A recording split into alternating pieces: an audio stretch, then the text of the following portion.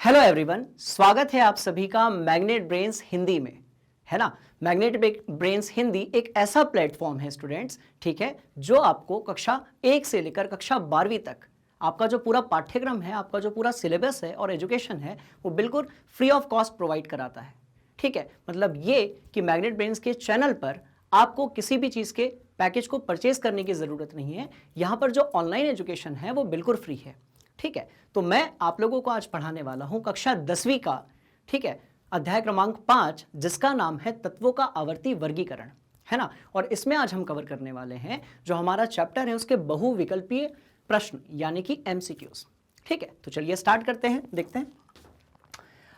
अब स्टूडेंट्स, जब भी हमें आवर्त सारणी या तत्वों के बारे में पढ़ना होता है तो हमारा सबसे पहले जो ध्यान जाता है वो जाता है पीरियोडिक टेबल यानी कि आवर्त सारणी पर।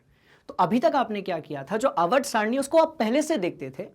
ठीक है, जब किसी चीज को हम पहले से देखते हैं तो उसको समझ पाना थोड़ा सा मुश्किल होता है, पर जब किसी चीज को हम खुद बनाते हैं तो उसकी जो अंडरस्टैंडिंग है, उसकी जो समझ है, उसका जो नॉलेज है वो ज्यादा अच्छे तरीके से हमें कनेक्ट हो पाता है। ठीक है, तो सबसे पहले हम क्या करेंगे, हम 15 मिनट जो हमारी आवर्त सारणी है ना, उस आवर्त सारणी को समझने की कोशिश करेंगे कि वो कैसे बनी। जब एक बार हमारी जो आवर्त सारणी है वो हमारे दिमाग में फिट हो जाएगी तो उसके बाद हम फिर अपना जो क्वेश्चन है, एमसीक्यूज है, उसको हम स्टार्ट करेंगे। ठीक है, तो सबसे पहले मैं आप लोगों के साथ मिलकर बनाता हूं ये जो हमारी आवर्त सारणी है।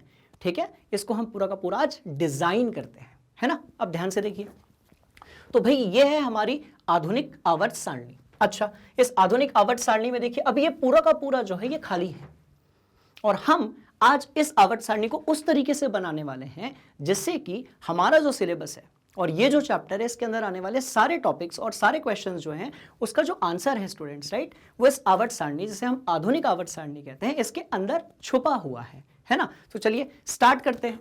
तो सबसे पहले आपको क्या करना है, समूह के बारे में बात करनी है ना। तो आप जब ऊपर से नीचे की तरफ आते हैं, ठीक है, तो हम उसे कहते हैं समूह। तो भाई कितने समूह हैं, तो भाई आप 1 से स्टार्ट करेंगे, है ना। कितने समूह हैं, तो आप 1 से स्टार्ट करेंगे, 1, फिर 2, है ना। ध्यान से देखिए, 3, 4, 5, 6, 7, 8, 9, 10, 11 और ये 12। और इसके बाद फिर 13, 14, 15, 16, 17 और 18। मतलब ये कि हम अपनी आवर्त सारणी को खुद समझेंगे आज, है ना। और उसके बाद फिर हम अपने क्वेश्चंस को स्टार्ट करेंगे।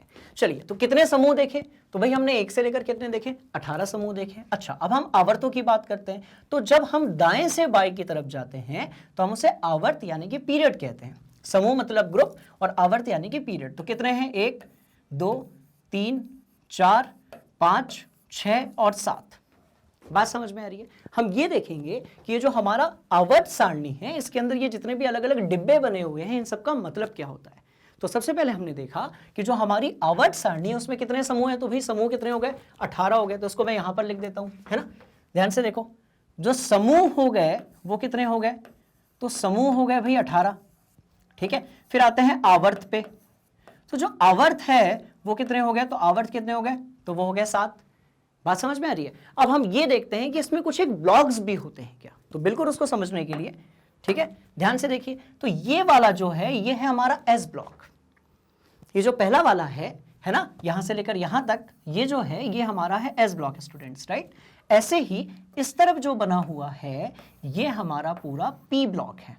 भाई कौन सा ब्लॉक है, ये पी ब्लॉक है ना। मतलब ये कि जो हमारे तत्व हैं या फिर हमारे जो एलिमेंट्स हैं वो भी कॉलोनीज में रहते हैं, है ना। उनके गुणधर्म के हिसाब से उनको विभाजित किया गया है, तो ये हमारा एस ब्लॉक हो गया, वैसे ही पी ब्लॉक हो गया। अच्छा, ये जो बीच में पाया जा रहा है ना, इनमें से बहुत सारे संक्रमण तत्व हैं, तो इसको हम क्या कहते हैं भाई, डी ब्लॉक कहते हैं। इसी तरीके से ये जो अंत में दिया हुआ है ये हमारा एफ ब्लॉक है। तो इसका मतलब ये हुआ कि हमने समूह के बारे में देखा, हमने आवर्त के बारे में देखा, अब हम देख रहे हैं किसके बारे में भाई, ब्लॉक के बारे में, है ना। तो हमारे पास कितने ब्लॉक हैं, तो हम आ जाते हैं ब्लॉक पर। तो ब्लॉक कितने हैं, तो भाई ब्लॉक कितने हैं, 4 हैं। कौन से, एस, पी, डी, एफ। बात समझ में आ रही है। अब हम ये देखेंगे कि जितने भी तत्व दिए हुए हैं इनकी संयोजकता कितनी होती है और अंतिम कक्षा में इलेक्ट्रॉनों की संख्या कितनी होती है ना। तो इन दोनों चीजों को मैं यहां पर बनाने वाला हूं, ध्यान से देखिएगा। देखिए, बस मतलब ये कि हम इस पूरे पीरियोडिक टेबल या जो आधुनिक आवर्त सारणी है इसको खुद डिजाइन करेंगे और अपने दिमाग के अंदर इसके सारे कॉन्सेप्ट्स को पहले बैठाएंगे, उसके बाद हम जल्दी जल्दी जो है बहुत सारे क्वेश्चंस करेंगे, है ना। तो अब देखिए किस चीज को देखेंगे भाई, हम देखेंगे अंतिम कक्षा में इलेक्ट्रॉनों की संख्या, क्योंकि यदि आपको किसी तत्व के अंतिम कक्षा में इलेक्ट्रॉनों की संख्या के बारे में पता है तो आप ये बता सकते हैं कि उसके गुणधर्म कितने होंगे और वो आबंध कितने बनाएगा, है ना। तो अब देखते हैं इलेक्ट्रॉनों की संख्या, तो इसको हम यहां पर देखते हैं, ध्यान से देखिए भाई अंतिम कक्षा और उसमें क्या देखेंगे, इलेक्ट्रॉनों की संख्या देखेंगे। तो इसको याद रखने का एक बड़ा आसान सा तरीका है, कैसे करेंगे देखिए ध्यान से, है ना। तो आपको यहां पर एक दिख रहा होगा, तो इसमें भी कितने हैं भाई, एक है। इसी तरीके से यहां पर दो होंगे, इसी तरीके से 3 4 5 6 7, ठीक है। और नहीं, थोड़ा सा जो है गड़बड़ हो गया स्टूडेंट्स, क्योंकि डी ब्लॉक जो रहते हैं उनके लिए ये वाली जो प्रॉपर्टी है वो फॉलो नहीं होती है। पी ब्लॉक की तरफ चलते हैं, तो पी ब्लॉक में आप देखेंगे कि जो 13 लिखा हुआ है, 14 लिखा हुआ है, इसके लास्ट में कौन सा लिखा हुआ है नंबर, संख्या, उसके हिसाब से, है ना। तो यहां पर कितने हो जाएंगे, यहां पर हो जाएंगे 3 4 5 6 7 और 1 8। बात समझ में आ रही है, क्योंकि आप यदि एस ब्लॉक और पी ब्लॉक के तत्वों को समझ सकते हैं तो उससे क्या होगा, वो डी ब्लॉक में थोड़ा सा कॉम्प्लेक्स होता है ना। तो पहले हम एस ब्लॉक को समझने की कोशिश करेंगे और पी ब्लॉक को समझने की कोशिश करेंगे। तो क्या होगा, अंतिम कक्षा में जो इलेक्ट्रॉनों की संख्या है वो एस ब्लॉक में कितनी है, क्रमशः 1 और 2, ठीक है। पी ब्लॉक में कितनी है, तो भाई पी ब्लॉक में स्टार्ट कहां से करोगे, 13 से लेकर 18 तक। तो 13 ऐसे याद रखिए आप, ये ऐसे ऐसे ऐसे आप ऐसे याद रखिए, है ना। अच्छा, इसके बाद हम देखते हैं कि संयोजकता कितनी है, ठीक। हम ये देखते हैं कि जो संयोजकता है वो कितनी है, तो संयोजकता कितनी है, तो इसकी संयोजकता है 1 2, इसकी कितनी है 3 4 और फिर से यहां से 3 2 1 और 0।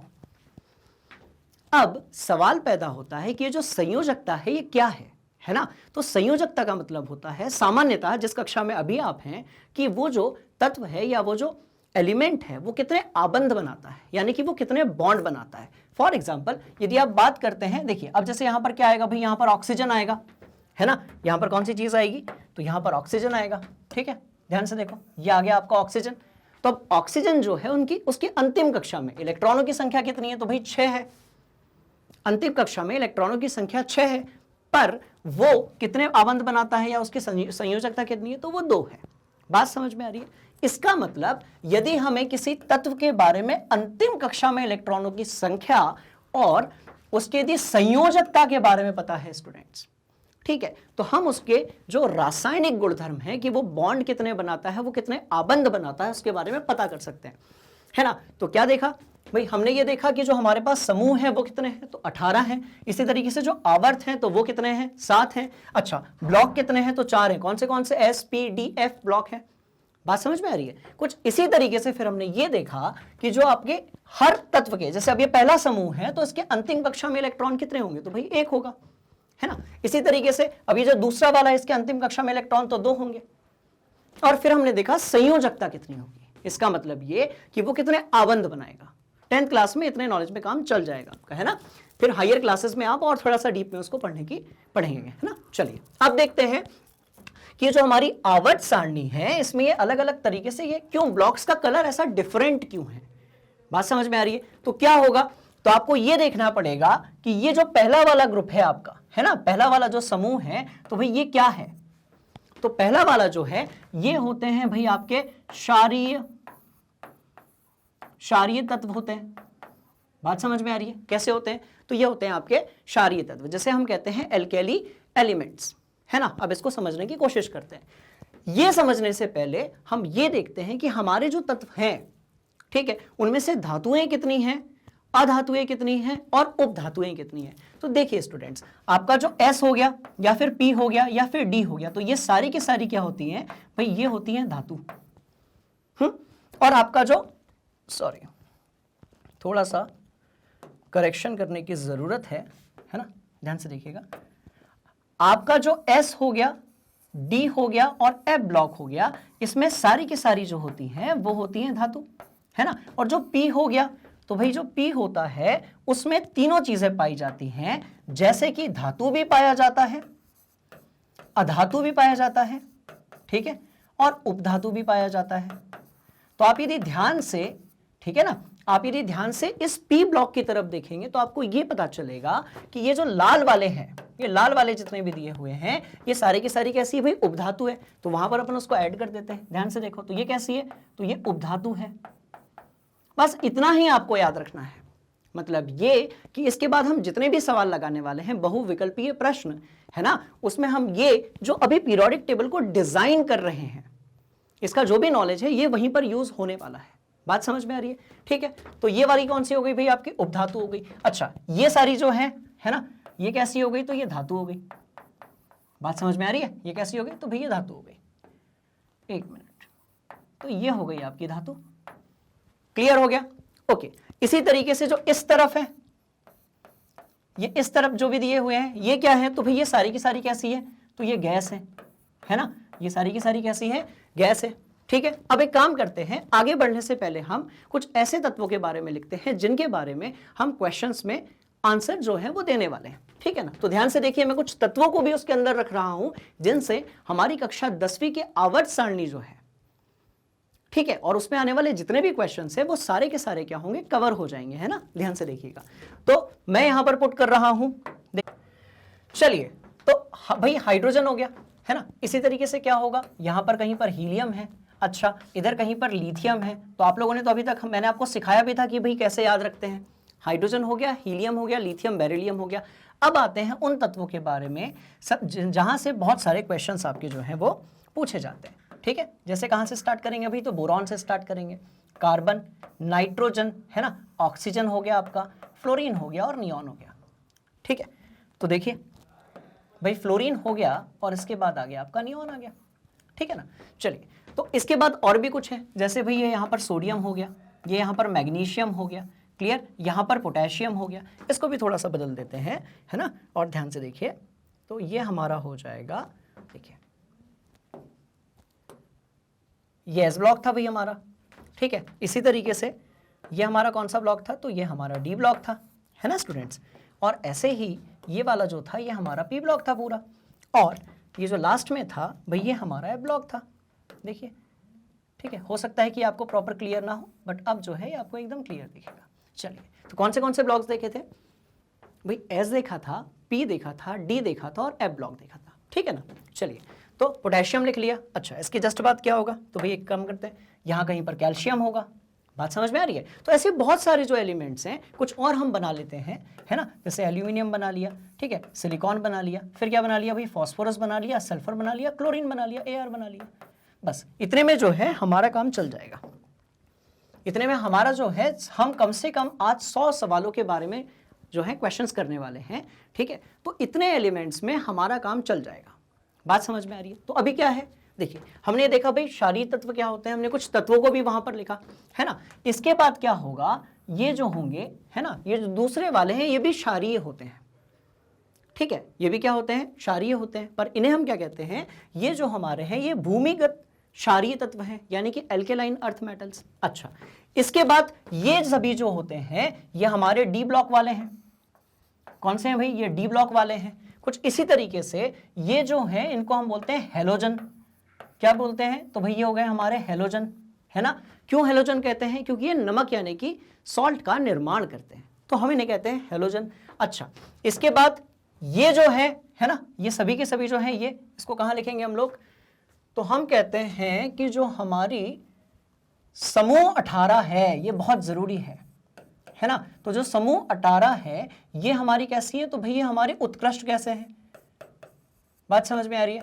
तो ये कैसी है, उत्कृष्ट।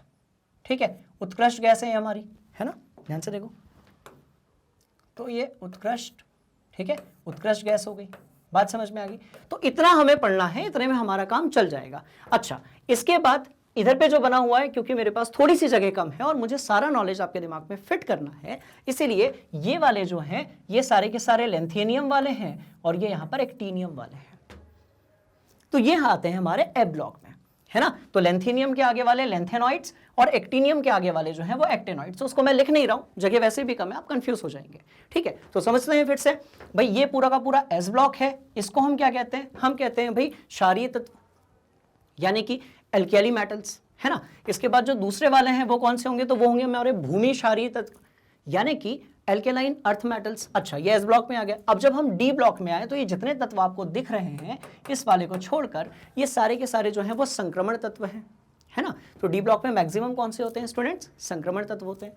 फिर जब आप पी ब्लॉक में पहुंचे तो पी ब्लॉक में बहुत ज्यादा वैरायटी है और सबसे ज्यादा क्वेश्चंस यहीं से पूछे जाते हैं। तो पी ब्लॉक में आपके पास ये जो इस तरफ से दिख रहे होंगे ये सारे के सारे क्या होंगे, धातु होगी, है ना। इसी तरीके से जो बोरॉन से लेकर इधर तक आप देख रहे हैं लाल कलर से, तो ये क्या होंगी, उपधातु होंगी, कहीं पर लिखा होगा उपधातु, देखिए ये लिखा हुआ है। अच्छा, इसके बाद ये जो कार्बन नाइट्रोजन ये सारी चीजें क्या है भाई, ये जो हैं ये आपकी होंगी अधातुएं होंगी। इधर पे ग्रुप 17 जो है आपका, समूह 17, ये भी आपकी अधातु ही है, पर इसका एक नाम रखा और वो क्या रखा भाई, हेलोजन नाम रखा। हिंदी इंग्लिश दोनों में इसको अपन हेलोजन ही कहते हैं। और 18वां जो समूह है ना स्टूडेंट्स, उसे हम कहते हैं उत्कृष्ट गैस, या फिर आपने अक्रिय गैसेस सुना होगा, है ना, या फिर आपने सुना होगा क्या, ठीक है, निष्क्रिय गैस। तो ये 18वें ग्रुप में, 18वें समूह में जो है वो है हमारी उत्कृष्ट गैस, जिसको हम आइडियल गैस भी कहते हैं इंग्लिश में। बात समझ में आ रही है। तो एक बार आप ध्यान से देख लीजिए, मैंने जो पूरा पीरियोडिक टेबल है ना, एक दो एलिमेंट्स और बना देते हैं जो हमारे लिए बड़े इंपॉर्टेंट हैं, है ना। जैसे मैंने क्या किया, फ्लोरीन बना दिया, क्लोरीन बना दिया, इसके बाद क्या आएगा भाई, ब्रोमीन आएगा। कुछ इसी तरीके से तो यहां पर क्या आएगा भाई, कॉपर यानी कि तांबा, और ये यहां पर जस्ता यानी कि जिंक आ जाएगा, है ना। इसके ही पास में यहां कहीं पर क्या होगा, तो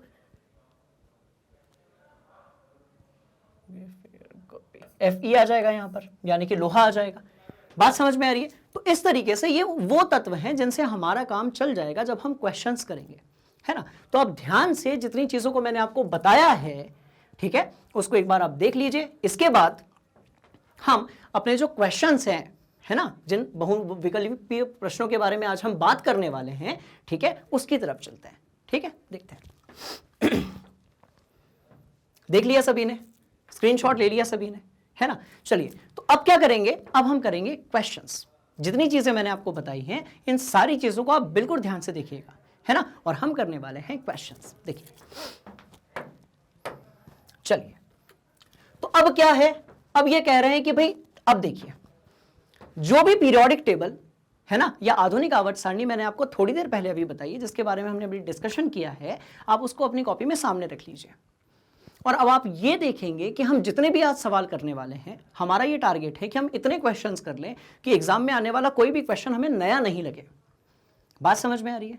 ठीक है, मैग्नेट ब्रेन्स की हिंदी मीडियम की जो टीम है, इसने आप लोगों के लिए बहुत सारे जो चुन चुनकर क्वेश्चंस हैं वो निकाले हैं स्टूडेंट्स।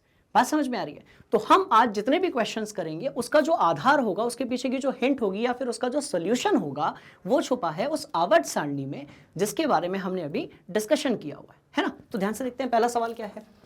तो पहले क्वेश्चन में पूछ रहे हैं कि भाई जो आधुनिक आवर्त सारणी है ना, आधुनिक आवर्त सारणी में, ठीक है, आधुनिक आवर्त सारणी में जो आवर्तों की संख्या है वो कितनी है। तो पहले ही बताया था मैंने आपको, भाई कितनी होगी, 7 होगी। जब हम दाएं से लेफ्ट से राइट की तरफ हम जब जाते हैं, बाएं से दाएं की तरफ, ठीक है, तो हमें मिलते हैं क्या भाई, आवर्त मिलते हैं। और कितने मिलते हैं, तो 7 मिलते हैं, है ना। इनका चेक करते हैं। चलिए देखिए, 7 हो गए। अगला सवाल, ठीक है, अगला सवाल, है ना, ध्यान से देखिएगा। समूह में ऊपर से नीचे जाने पर परमाणु के आकार में क्या परिवर्तन होता है। तो भाई सीधी सी बात है, एक समूह में जो पाए जाने वाले तत्व होते हैं, है ना, उन सबकी अंतिम कक्षा में इलेक्ट्रॉन एक जैसे होते हैं, पर जैसे जैसे आप समूह में नीचे की तरफ जाते हैं स्टूडेंट्स, ठीक है, जैसे जैसे आप समूह में नीचे की तरफ जाते हैं तो फिर क्या होता है कि जो कोशों की संख्या है, जिसको आप सेल कहते हैं, ऊर्जा कक्षा कहते हैं, कोशों की संख्या बढ़ने लगती है। तो जब कोशों की संख्या बढ़ेगी, ठीक है, तो जो आकार है वो भी क्या होगा, बढ़ेगा। इलेक्ट्रॉनों की भी जो संख्या है वो बढ़ रही है, तो क्या होगा, तो भाई आकार में क्या परिवर्तन होगा परमाणु के नीचे जाने पर। तो परमाणु का साइज बढ़ता है, परमाणु का साइज घटता है, परमाणु का साइज अपरिवर्तित रहता है, इनमें से कोई नहीं। तो भाई परमाणु का साइज जो है वो क्या होगा, वो बढ़ जाएगा, है ना। चेक कर लेते हैं, देखिए बिल्कुल सही है। चलिए थोड़ा और आगे बढ़ते हैं और अगला क्वेश्चन की तरफ देखते हैं। तो आवर्त सारणी में किसी वर्ग में ऊपर से नीचे जाने पर तत्व का धातुई गुण क्या होता है। आवर्त सारणी में ऊपर से नीचे जाने पर किसी तत्व का जो धातुई गुण होता है वो क्या होता है ना। तो धातुई गुण जो है वो ऊपर से जाने पर, देखो धातुई गुण लिखा हुआ है ना, कैसे याद रखने का, देखो इस तरीके से याद रखो। ऐसे याद रखो, है ना। तो इससे चैप्टर का रिवीजन भी हो जाएगा। आपने ये देखा होगा कि जितने आप सवाल करते हैं, ठीक है, उससे आपका जो क्वेश्चन है वो तो क्लियर होता ही है, बट साथ में जो चैप्टर है ना उसका वो एक्चुअल रिवीजन वही है स्टूडेंट्स। आप जितने सवाल करेंगे उतनी आपकी उस चैप्टर को लेकर जो समझ या अंडरस्टैंडिंग है वो बढ़ेगी, है ना। तो हम रिवीजन भी करेंगे और क्वेश्चंस भी करेंगे। मतलब ये कि इस क्लास के बाद, ठीक है, आपको ये समझ में आ जाएगा कि ये जो आपका चैप्टर है तत्वों का आवर्ती वर्गीकरण, है ना, इसमें किस प्रकार के क्वेश्चंस आपसे पूछे जाएंगे और आपको उसका किस तरीके से आंसर देना है। बात समझ में आ रही है? ध्यान से देखिए। तो भाई धातुई गुण इस तरफ जाने पर बढ़ता है। यदि आप आवर्त सारणी की बात करेंगे, है ना, ये हमारी आवर्त सारणी है। ध्यान से देखो, एक डेमो आवर्त सारणी हम बना लेते हैं यहाँ पर, ठीक है। ध्यान से देखो, थोड़ी और इसको सही कर लेते हैं अपन। देखो ये बना लिए एक डेमो आवर्त सारणी, ऐसे, यही तो थी हमारी आवर्त सारणी, है ना। और ये हमारा ब्लॉक है जिसके जनरली सामान्यतः क्वेश्चन जो होते हैं वो क्लास 10th में नहीं पूछे जाते हैं, है ना। और क्या देखा था हमने, तो भाई इसको समझना बहुत जरूरी है। ये एस ब्लॉक था, ये डी ब्लॉक था, ये पी ब्लॉक था और ये एफ ब्लॉक था। बात समझ में आ रही है? देखिए, तो ये जो हमारी आवर्त सारणी है जिसमें आप ऊपर से नीचे की तरफ जाएंगे, जो धातुई गुण होता है वो बढ़ता है। तो आंसर क्या होगा भाई? बढ़ता है। क्लियर? चलिए अगले सवाल की तरफ बढ़ते हैं, है ना। तो अगला सवाल क्या कहता है हमारा? ठीक, अगला सवाल जो है उसको देखते हैं, है ना। तो इसके लिए अब क्या लिखा हुआ है भाई? वर्ग एक के जो तत्व हैं वो क्या कहलाते हैं? तो मैंने आपको बताया था कि जो वर्ग एक होता है, वर्ग मतलब समूह, है ना। तो जो पहला समूह होता है उसके तत्व क्या कहलाते हैं? तो भाई क्या कहलाते हैं? क्षार धातुएं कहलाती है ना। क्या कहलाती है? क्षार धातुएं कहलाती हैं। देखिए कंफ्यूज मत होइए, क्षारीय मृदा धातुएं जो होती हैं वो समूह 2 के तत्व होते हैं। क्षारीय मृदा धातुएं जो होती हैं वो समूह 2 के तत्व होते हैं, पर जो पहला समूह है वो क्या कहलाता है भाई? वो क्षार धातुएं कहलाती है ना। आगे बढ़ते हैं, ठीक है। ठीक, चलिए, तो अब सवाल क्या है भाई? द्वितीय आवर्त जो है उसमें तत्वों के लिए कौन सा सेल अब क्या होगा भाई? तो सेल होगा हमारा कोश, है ना। तो जो कोश है, ऊर्जा कक्षा जिसे हम कहते हैं, जिसमें इलेक्ट्रॉन्स घूम रहे होते हैं, तो बाह्यतम जो आपका सेल है या कोश है वो कौन सा है? चलिए, तो ये समझने के लिए हमें चलना पड़ेगा परमाणु की जो संरचना है। मतलब ये कि किसी भी तत्व का जो परमाणु होता है स्टूडेंट्स, ठीक है, उसके पास जो आपके ये कोश होते हैं वो किस तरीके से बने होते हैं, है ना, समझने की कोशिश करते हैं। तो कक्षा 9 में हमने अंतिम चैप्टर में, केमिस्ट्री के अंतिम चैप्टर में ये देखा था कि जो हमारा परमाणु होता है, ठीक है, उसमें जो इलेक्ट्रॉन होते हैं उनका वितरण कैसे होता है भाई? तो इलेक्ट्रॉन का वितरण कैसे होता है? कोशों के रूप में होता है। अच्छा, उन कोशों का कुछ नाम भी होता है, समझने की कोशिश करते हैं, ठीक है। तो आपने क्या किया भाई? आपने नाभिक बना दिया, है ना। फिर आपने पहला कोश बनाया, फिर आपने दूसरा कोश बनाया। अब मैं सारे नहीं बनाऊंगा, मैं यहाँ पर ऐसे बना दे रहा हूँ क्योंकि उतना फिर हमें पढ़ना भी तो है ना, ठीक है। पहला बनाया, दूसरा बनाया, तीसरा, चौथा, पांचवा, है ना, छठवां बनाया और सातवां बनाया। बात समझ में आ रही है? तो हमने इसके लिए कुछ नाम दिया था। अच्छा, कौन सा नाम दिया था? तो आप ध्यान से देखिए, जो पहला था, ठीक है, इसको हमने क्या कहा था भाई? n बराबर 1 कहा था। अच्छा, इसको नाम क्या दिया था? k दिया था, है ना। तो मैं पूरा नहीं लिखता, आपको क्लियर है कि ये 1 2 3 4 5 है ना। तो अब देखते हैं, ठीक। तो देखो, ध्यान से देखो भाई, ये पहला कोश था हमारा और ये क्या था? ये हमारा नाभिक था। नाभिक वही चीज होती है भाई जहां पर प्रोटॉन और न्यूट्रॉन पाए जाते हैं, है ना। तो अब ध्यान से देखो, तो ये जो पहला था ये क्या था भाई? ये था K, इसके बाद ये था L, इसके बाद ये था M, अच्छा इसके बाद N, ठीक है, K L M N O P और Q। तो हमने ये देखा था कि जो हमारे पास कोशों की संख्या होती है ना, अभी तक जो हमारे पास जितने भी तत्व हैं उनके लिए K से लेकर कहाँ तक होती है भाई? तो Q तक होती है। 7 मैक्सिमम जो कोश हैं जिनके बारे में अभी खोज हुई है, तो उससे हमें 118 के एलिमेंट तक के जो एलिमेंट है वो उसमें कवर हो जाते हैं, है ना। तो K L M N O P Q, ठीक है। तो किसी के पास कोई भी तत्व है, यदि उसके पास 2 क्या होंगे, आपके पास कोशों की संख्या होगी, तो आप ये बोलेंगे बाह्यतम कोश कौन सा है? L है। कोई ऐसा यदि तत्व है जिसके पास कोशों की संख्या यदि 4 है, तो बाह्यतम क्या हो जाएगा? N हो जाएगा। समझने की कोशिश करते हैं। चलिए, तो हमने कहा द्वितीय आवर्त में तत्वों के लिए, है ना। तो द्वितीय आवर्त कौन सा होता है भाई? जो लिथियम से स्टार्ट होता है और नियॉन तक जाता है, ठीक है। अब आप कोई भी ले लीजिए। अब आपने लिया भाई कार्बन। जब आपने कार्बन लिया तो आपने देखा इसका परमाणु क्रमांक कितना है भाई? 6 है ना। तो इलेक्ट्रॉनिक विन्यास के हिसाब से इसको अपन कैसे लिखेंगे भाई? 2 लिखेंगे और 4 लिखेंगे। तो पहला जो कोश है ना। इसका जो नाम है ये क्या होगा भाई, ये K होगा। दूसरा जो कोश है, ठीक है, उसका नाम क्या होगा भाई, उसका नाम L होगा। तो अब ये कार्बन जो है वो किस में आया, द्वितीय आवर्त में आया, है ना। तो द्वितीय आवर्त में आपका कार्बन आया, और कार्बन में कितने कोषों की संख्या भाई 2 है, और परमाणु क्रमांक कितना है तो भाई 6 है, ठीक है। तो जो आपका दूसरा कोश होगा, ठीक है, बाहतम जो कोश होगा भाई, अंदर तो 2 इलेक्ट्रॉन्स होंगे, इसको आप यदि बनाओगे तो कैसे बनाओगे, है ना। जैसा कि हमने सीखा था, आप यदि कार्बन को बनाएंगे तो कैसे बनाएंगे भाई, एक इलेक्ट्रॉन यहां बनाएंगे, दूसरा ये, ठीक है, और इसके बाद फिर आप क्या करेंगे, आप 4 यहां पर बनाएंगे। हम सब ने कई बार किया हुआ है, ठीक है। तो ये हो गया आपका K और ये हो गया आपका L। तो इसका मतलब ये हुआ कि जो उसका बाहतम कोश है भाई, उसका नाम क्या है, उसका नाम L है। ध्यान से देखिए, है ना। तो हमारा ये आंसर होना चाहिए। अब हम ये देखते हैं कि जिस चीज को भी हमने यहां समझा और सीखा वो सही है या फिर नहीं, है ना। तो ध्यान से देखिए, तो इसको क्लियर करते हैं, ठीक है, और देखते हैं आंसर क्या है ना। तो देखते हैं, तो भाई हाँ ठीक है, बिल्कुल सही चल रहे हैं। अच्छा, इसके बाद जो अगला सवाल है क्या है भाई, 1 पिकोमीटर कितना होता है। यहां पर पीएम का मतलब जो है वो है आपका पिकोमीटर, है ना। तो 1 पिकोमीटर कितना होता है, ठीक है। तो इसको भी हम समझ लेते हैं कि जो पिकोमीटर है वो होता है भाई 10 की घात -12। जो पिकोमीटर है वो कितना होता है, वो 10 की घात -12 होता है ना। चलिए, 10 की घात -12, ठीक। अब देखते हैं, चलिए, अब ये पूछ रहे हैं कि जो आधुनिक आवर्त सारणी है इसमें क्षैतिज कतारों की संख्या कितनी होती है ना। क्षैतिज कतार, क्षैतिज कतार कैसे होगी भाई, 1 2 3 4 5 6 और 1 7, जिसको हम आवर्त भी कहते हैं। तो क्षैतिज कतार का मतलब क्या है, तो इसका मतलब होता है स्टूडेंट्स, आवर्त क्या है, कभी कभी जो है प्रश्न बनाने वाले जो टीचर्स होते हैं वो आवर्त शब्द यूज नहीं करते हैं, है ना। उसकी जगह वो ये चेक करते हैं कि क्या आपने उस चीज को रटा है या फिर आपने उस चीज को समझा है। तो वो क्या कहते हैं भाई, क्षैतिज कतार कहते हैं, है ना। वो उसको आवर्त नहीं कहेंगे। तो चलिए इसको क्रॉस चेक करते हैं अपन लोग। तो ठीक है, बिल्कुल सही चल रहे हैं। चलो अब देखो, आवर्त सारणी में कितने वर्ग हैं, आवर्त सारणी में कितने वर्ग हैं। तो आपने थोड़ी देर पहले देखा था कि जो आवर्त है इसके लिए उन्होंने कौन सा शब्द यूज किया था, क्षैतिज कतार। इसी तरीके से जो आवर्त सारणी में समूह होते हैं उसको ये कहते हैं वर्ग, है ना। तो जब भी आपसे वर्ग पूछा जाए तो भाई आपको किसके बारे में बात करनी है, समूह के बारे में बात करनी है। तो समूह कितने होंगे, हमने कई बार पढ़ा हुआ है भाई, 18 होंगे। क्रॉस चेक करते हैं, ठीक है, देखो 18 होंगे, है ना।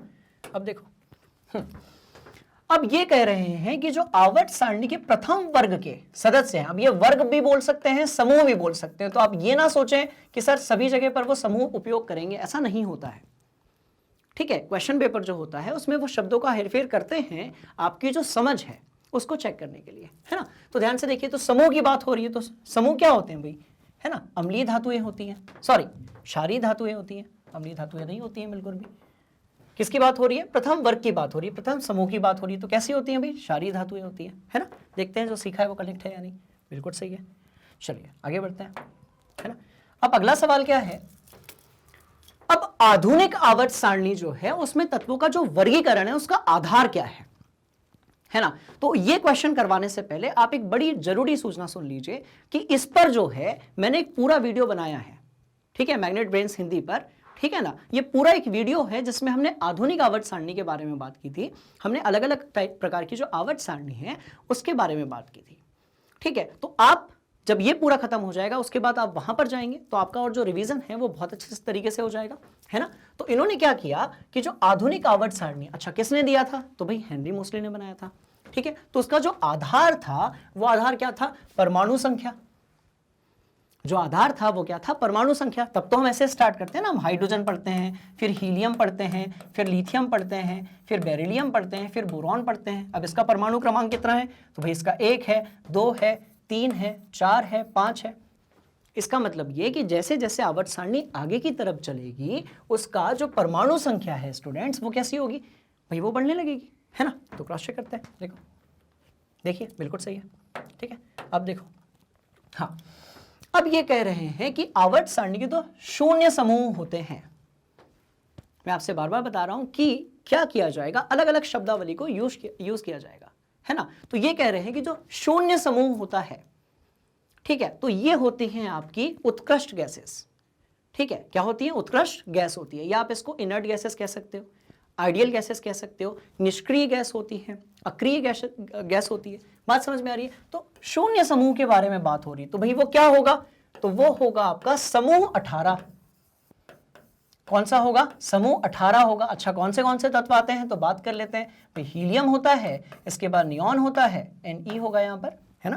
ध्यान से देखिए, यहाँ पर क्या होगा? Ne होगा। अच्छा, इसके बाद क्या होता है? Ar होता है, ठीक है। उसके बाद क्रिप्टॉन होता है, अच्छा जेनॉन होता है, रेडॉन होता है, ये सारी चीजें इसमें होती हैं। हीलियम, नियॉन, आर्गन, क्रिप्टॉन, है ना, जेनॉन और आपका रेडॉन, और भी बहुत सारी चीजें। चलिए, तो ये सारे वो तत्व होते हैं जो समूह 18 में आते हैं, जिसको हम उत्कृष्ट गैस जो होती है वो कहते हैं। अच्छा, और ये क्या होगा भाई? शून्य समूह होगा।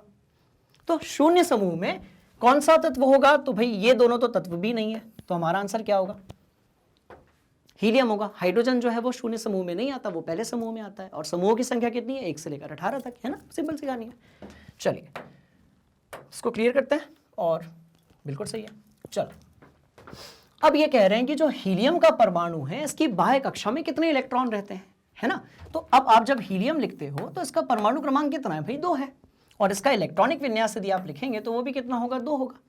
और उस कक्षा यानी कि कोश का नाम क्या होगा? तो भाई K होगा। तो कितने रहेंगे? 2 रहेंगे। ध्यान से देखिए, बात समझ में आ रही है? बात समझ में आ रही है? पक्का पक्का, ठीक है ना? तो हमने वो जो आवर्त सारणी थोड़ी देर पहले डिजाइन की थी, ठीक है, वो बात यदि आपके दिमाग में एकदम अच्छे तरीके से फिट हो गई है, जिसको आपने अपनी कॉपी में नोट कर लिया है या स्क्रीनशॉट ले लिया है, आप उसके साथ अब इन क्वेश्चंस को टैली कीजिए, तो आप ये जानेंगे कि वो जो आवर्त सारणी है उसके अंदर ही सारा रहस्य छुपा हुआ है। और ऐसा नहीं है कि 9th और 10वीं की कक्षाओं में आप यदि 11th 12th की केमिस्ट्री पढ़ते हैं और वहां पर यदि आप अकार्बनिक रसायन पढ़ते हैं, तो उसका जो आधार है ना, वो छुपा हुआ है किसमें? आवर्त सारणी में। अब चलते हैं अगले सवाल की तरफ, ठीक है, देखते हैं। चलिए, हाँ, अब अगला सवाल क्या कह रहा है भाई? अक्रिय तत्व कौन सा है? थोड़ी देर पहले मैंने आपको बताया था, है ना, ये एक ही चीज के लिए अलग अलग शब्दावली का यूज करते हैं। निष्क्रिय गैसें, ठीक है, इसके बाद क्या है? अक्रिय गैसें, ठीक है, इसके बाद उत्कृष्ट गैस, समूह 0 या फिर समूह 18। तो 0 और 18 एक ही समूह है, और कौन सी होगी? तो भाई हीलियम होगी, है ना? चलिए, बाकी सारे तो भाई कार्बन जो है वो तो आपका एक ऐसा तत्व है जिसके बहुत सारे हमारे पास यौगिक होते हैं। अच्छा, ये सोना है, इसके भी होते हैं। अच्छा, इसके बाद फिर हाइड्रोजन है। बात समझ में आ रही है? चलिए, तो ये हो गया हमारा आंसर, है ना? देखो, अब आधुनिक आवर्त सारणी के वर्ग 2, वर्ग मतलब समूह, वर्ग मतलब समूह। आप बस सारे क्वेश्चंस के साथ, ठीक है, ध्यान से देखिए, हम वो सभी क्वेश्चंस को कवर करने वाले हैं जो जनरली आपके एग्जाम्स में पूछे जाते हैं। तो भाई वर्ग क्या है? तो समूह है ना? तो क्या बोलते हैं? आधुनिक आवर्त सारणी के वर्ग 2 के तत्व क्या कहलाते हैं? तो मृदा धातु है। हाँ जी, ये आंसर बिल्कुल सही है, हालांकि यहाँ क्षारीय होना चाहिए था आगे, ठीक है। देखो, ये 17वें ग्रुप के होते हैं। कौन से समूह के होते हैं? ये 17वें के होते हैं। क्षारीय धातुएं किसकी होती है? तो भैया फर्स्ट की होती है ना? और मृदा धातुएं जो होती हैं वो किसकी होती हैं? तो सेकेंड समूह जो होता है उसकी होती है। So this must be our correct answer, है ना? चलो देखो, देखो अब दिया हुआ है कि जो चतुर्थ आवर्त है, चतुर्थ आवर्त जो है उसमें तत्वों की संख्या कितनी है ना? तो चतुर्थ आवर्त कौन सा वाला है? तो आप यदि ध्यान से देखेंगे तो भाई यहां पर क्या था? हाइड्रोजन, है ना? हेलिना, कब्र से फरार, यदि आपको याद हो, ठीक है, हेलिना कब्र से फरार, ऐसे याद किया था। कुछ बच्चे कैसे याद रखते हैं? हेलिना की रब से फरियाद, ठीक है, बट हम मैग्नेट ब्रेन्स हिंदी वाले हैं, हमारे अपने तरीके हैं। जैसे कि हेलिना कब्र से फरार, आपको हमेशा के लिए याद रहेगा कि जो हेलिना है, ठीक है, वो कब्र से फरार हो चुकी है। चलिए, तो अब भैया पहला, दूसरा, तीसरा और चौथा, अब इनका जो सवाल है उसका आंसर यहां छुपा हुआ है कि चतुर्थ आवर्त में जो तत्वों की संख्या होती है ना, वो कितनी होती है? तो आप यदि पीरियोडिक टेबल यानी कि आवर्त सारणी देखेंगे तो आप वहां से ये पाएंगे कि जो चतुर्थ आपका क्या है भाई? आवर्त है, उसमें आपका एस ब्लॉक पाया जाता है, डी ब्लॉक भी होता है और पी ब्लॉक भी होता है। तो एस ब्लॉक में 2 एलिमेंट्स होते हैं, 2 तत्व होते हैं। डी ब्लॉक जो होता है उसमें 10 होते हैं, और जो पी होता है उसमें 6 होते हैं। आप ध्यान से अपना जो आवर्त सारणी है वो देखिएगा, मैं बार बार नहीं बनाऊंगा, है ना? तो कुल कितना हो जाएगा भाई? तो कुल हो जाएगा आपका 18, और यही हमारा आंसर होना चाहिए, है ना? ध्यान से देखिए। अच्छा, ठीक है, 18 जो है वो 2 बार दिया है, थोड़ा सा प्रिंटिंग मिस्टेक हो सकता है, बट कोई बात नहीं, कुछ और ले लो इसको, ये ले लो, ये ले लो, एक ही बात है ना। चलो अब देखो ध्यान से, अब ये पूछ रहे हैं कि आधुनिक आवर्त सारणी के षष्ठम आवर्त में तत्वों की संख्या बतानी है आपको, तो देखते हैं, है ना। तो भाई छठवां जो आवर्त होगा, ठीक है, उसमें कितने होंगे, तो भाई उसमें होंगे कितने, 32 होंगे। अब क्योंकि हमने आवर्त सारणी जो है उसको इतनी बार देख लिया है, ठीक है, कि हम बार बार जो है हम आवर्त सारणी को हम नहीं बनाने वाले हैं, है ना। होपफुली वो जो आवर्त सारणी है वो आपके दिमाग पे फिट हो चुकी है। अब हम जो अपने क्वेश्चन है उनकी स्पीड को थोड़ा सा बढ़ाते हैं, ठीक है स्टूडेंट्स, ध्यान से देखिए। तो उसको क्रॉस चेक करते हैं अपन, बिल्कुल सही है, ठीक है। अब देखिए अब क्या लिया हुआ है भाई, वर्ग 2 के, तो ये तो कई बार हमने देख लिया, ये सही आंसर होना चाहिए, है ना। चलिए इसके बाद, ठीक है, इसके बाद वर्ग 17 के जो तत्व हैं वो क्या कहलाते हैं। तो हमें पता है कि जो 17 के जो तत्व होते हैं उनको हम क्या कहते हैं भाई, हेलोजन कहते हैं। वर्ग 17 के जो तत्व होते हैं उनको हम क्या कहते हैं, हेलोजन कहते हैं, है ना। देखिए बिल्कुल सही है। चलो अच्छा, इसके बाद वर्ग 1, 2 और 13 से लेकर 17। तो आप याद कीजिए, जब मैं आपको आवर्त सारणी के बारे में बता रहा था तब हमने ये देखा था कि जो पहला और दूसरा जो समूह है या वर्ग है जिसको हम एस ब्लॉक कहते हैं, और 13 से लेकर 17 तक के जो हमारे समूह हैं, है ना, वो जिसको हम पी ब्लॉक कहते हैं, ये ऐसे तत्व होते हैं जो बड़े महत्वपूर्ण होते हैं। और इनमें से ही अधिकतर तत्व जो होते हैं वो हमारे आसपास जितने भी पदार्थ होते हैं उसके निर्माण के लिए जिम्मेदार होते हैं, ठीक है। तो इसका मतलब ये क्या करते हैं, ये जो हमारी केमिस्ट्री है इसका प्रतिनिधित्व करते हैं, है ना। कौन से भाई, एस ब्लॉक वाले और पी ब्लॉक वाले, ये एस ब्लॉक वाले हैं, ये पी ब्लॉक वाले हैं। तो ये ऐसे तत्व होते हैं स्टूडेंट्स जो हमारे आसपास के पदार्थों का निर्माण करते हैं। और भी तत्व होते हैं पर ये केमिस्ट्री का प्रतिनिधित्व करते हैं, है ना, इसलिए हम इनको कहते हैं प्रतिनिधि तत्व। अच्छा थोड़ा सा और आगे बढ़ते हैं, इसको चेक करते हैं पहले तो, बिल्कुल सही है। चलिए अब देखते हैं भाई हमारी जो आधुनिक आवर्त सारणी है वो किस तरीके से बटी हुई है। तो हमें पता है भाई 4 ब्लॉक में बटी हुई है। कौन से, तो एस, पी, डी और एफ, है ना। देखिए बिल्कुल सही है। चलो अब देखो, अब दिया हुआ है समूह में जब हम ऊपर से नीचे की तरफ जाते हैं तो धात्विक प्रवृत्ति। तो मुझे ये लग रहा है कि इस सवाल को शायद हम पहले कर चुके हैं, है ना। तो धात्विक प्रवृत्ति कैसे होगी, चलो रिवीजन हो जाएगा, अच्छी बात है, पढ़ाई कितनी भी कीजिए कमी रहती है ना। तो जो धात्विक प्रवृत्ति है वो इस तरफ बढ़ेगी और नीचे की तरफ बढ़ेगी। तो ऊपर से नीचे आने पर क्या होगी, वही बढ़ेगी, है ना। ध्यान से देखो, करेक्ट। चलिए अब देखिए, जर्मेनियम और आर्सेनिक जो होते हैं ये क्या होते हैं। जर्मेनियम और आर्सेनिक जो होते हैं ये धातु है, हेलोजन है, उपधातु है, इनमें से कोई नहीं है। तो जब मैंने वहां पर बनाया था आवर्त सारणी तो उसमें मैंने जर्मेनियम और सिलिकॉन को नहीं रखा था, पर ये ऐसे हैं जो आपको पता होने चाहिए कि उपधातु है ना। तो जो जर्मेनियम है और आर्सेनिक है भाई ये क्या होती है, उपधातु होती है। सवाल पैदा होता है कि जो उपधातु होती है वो क्या होती है। तो ऐसे तत्व जिनकी जो गुणधर्म होते हैं वो धातु और अधातु के बीच में पाए जाते हैं उनको हम क्या कहते हैं भाई, उपधातु कहते हैं। बात समझ में आ रही है।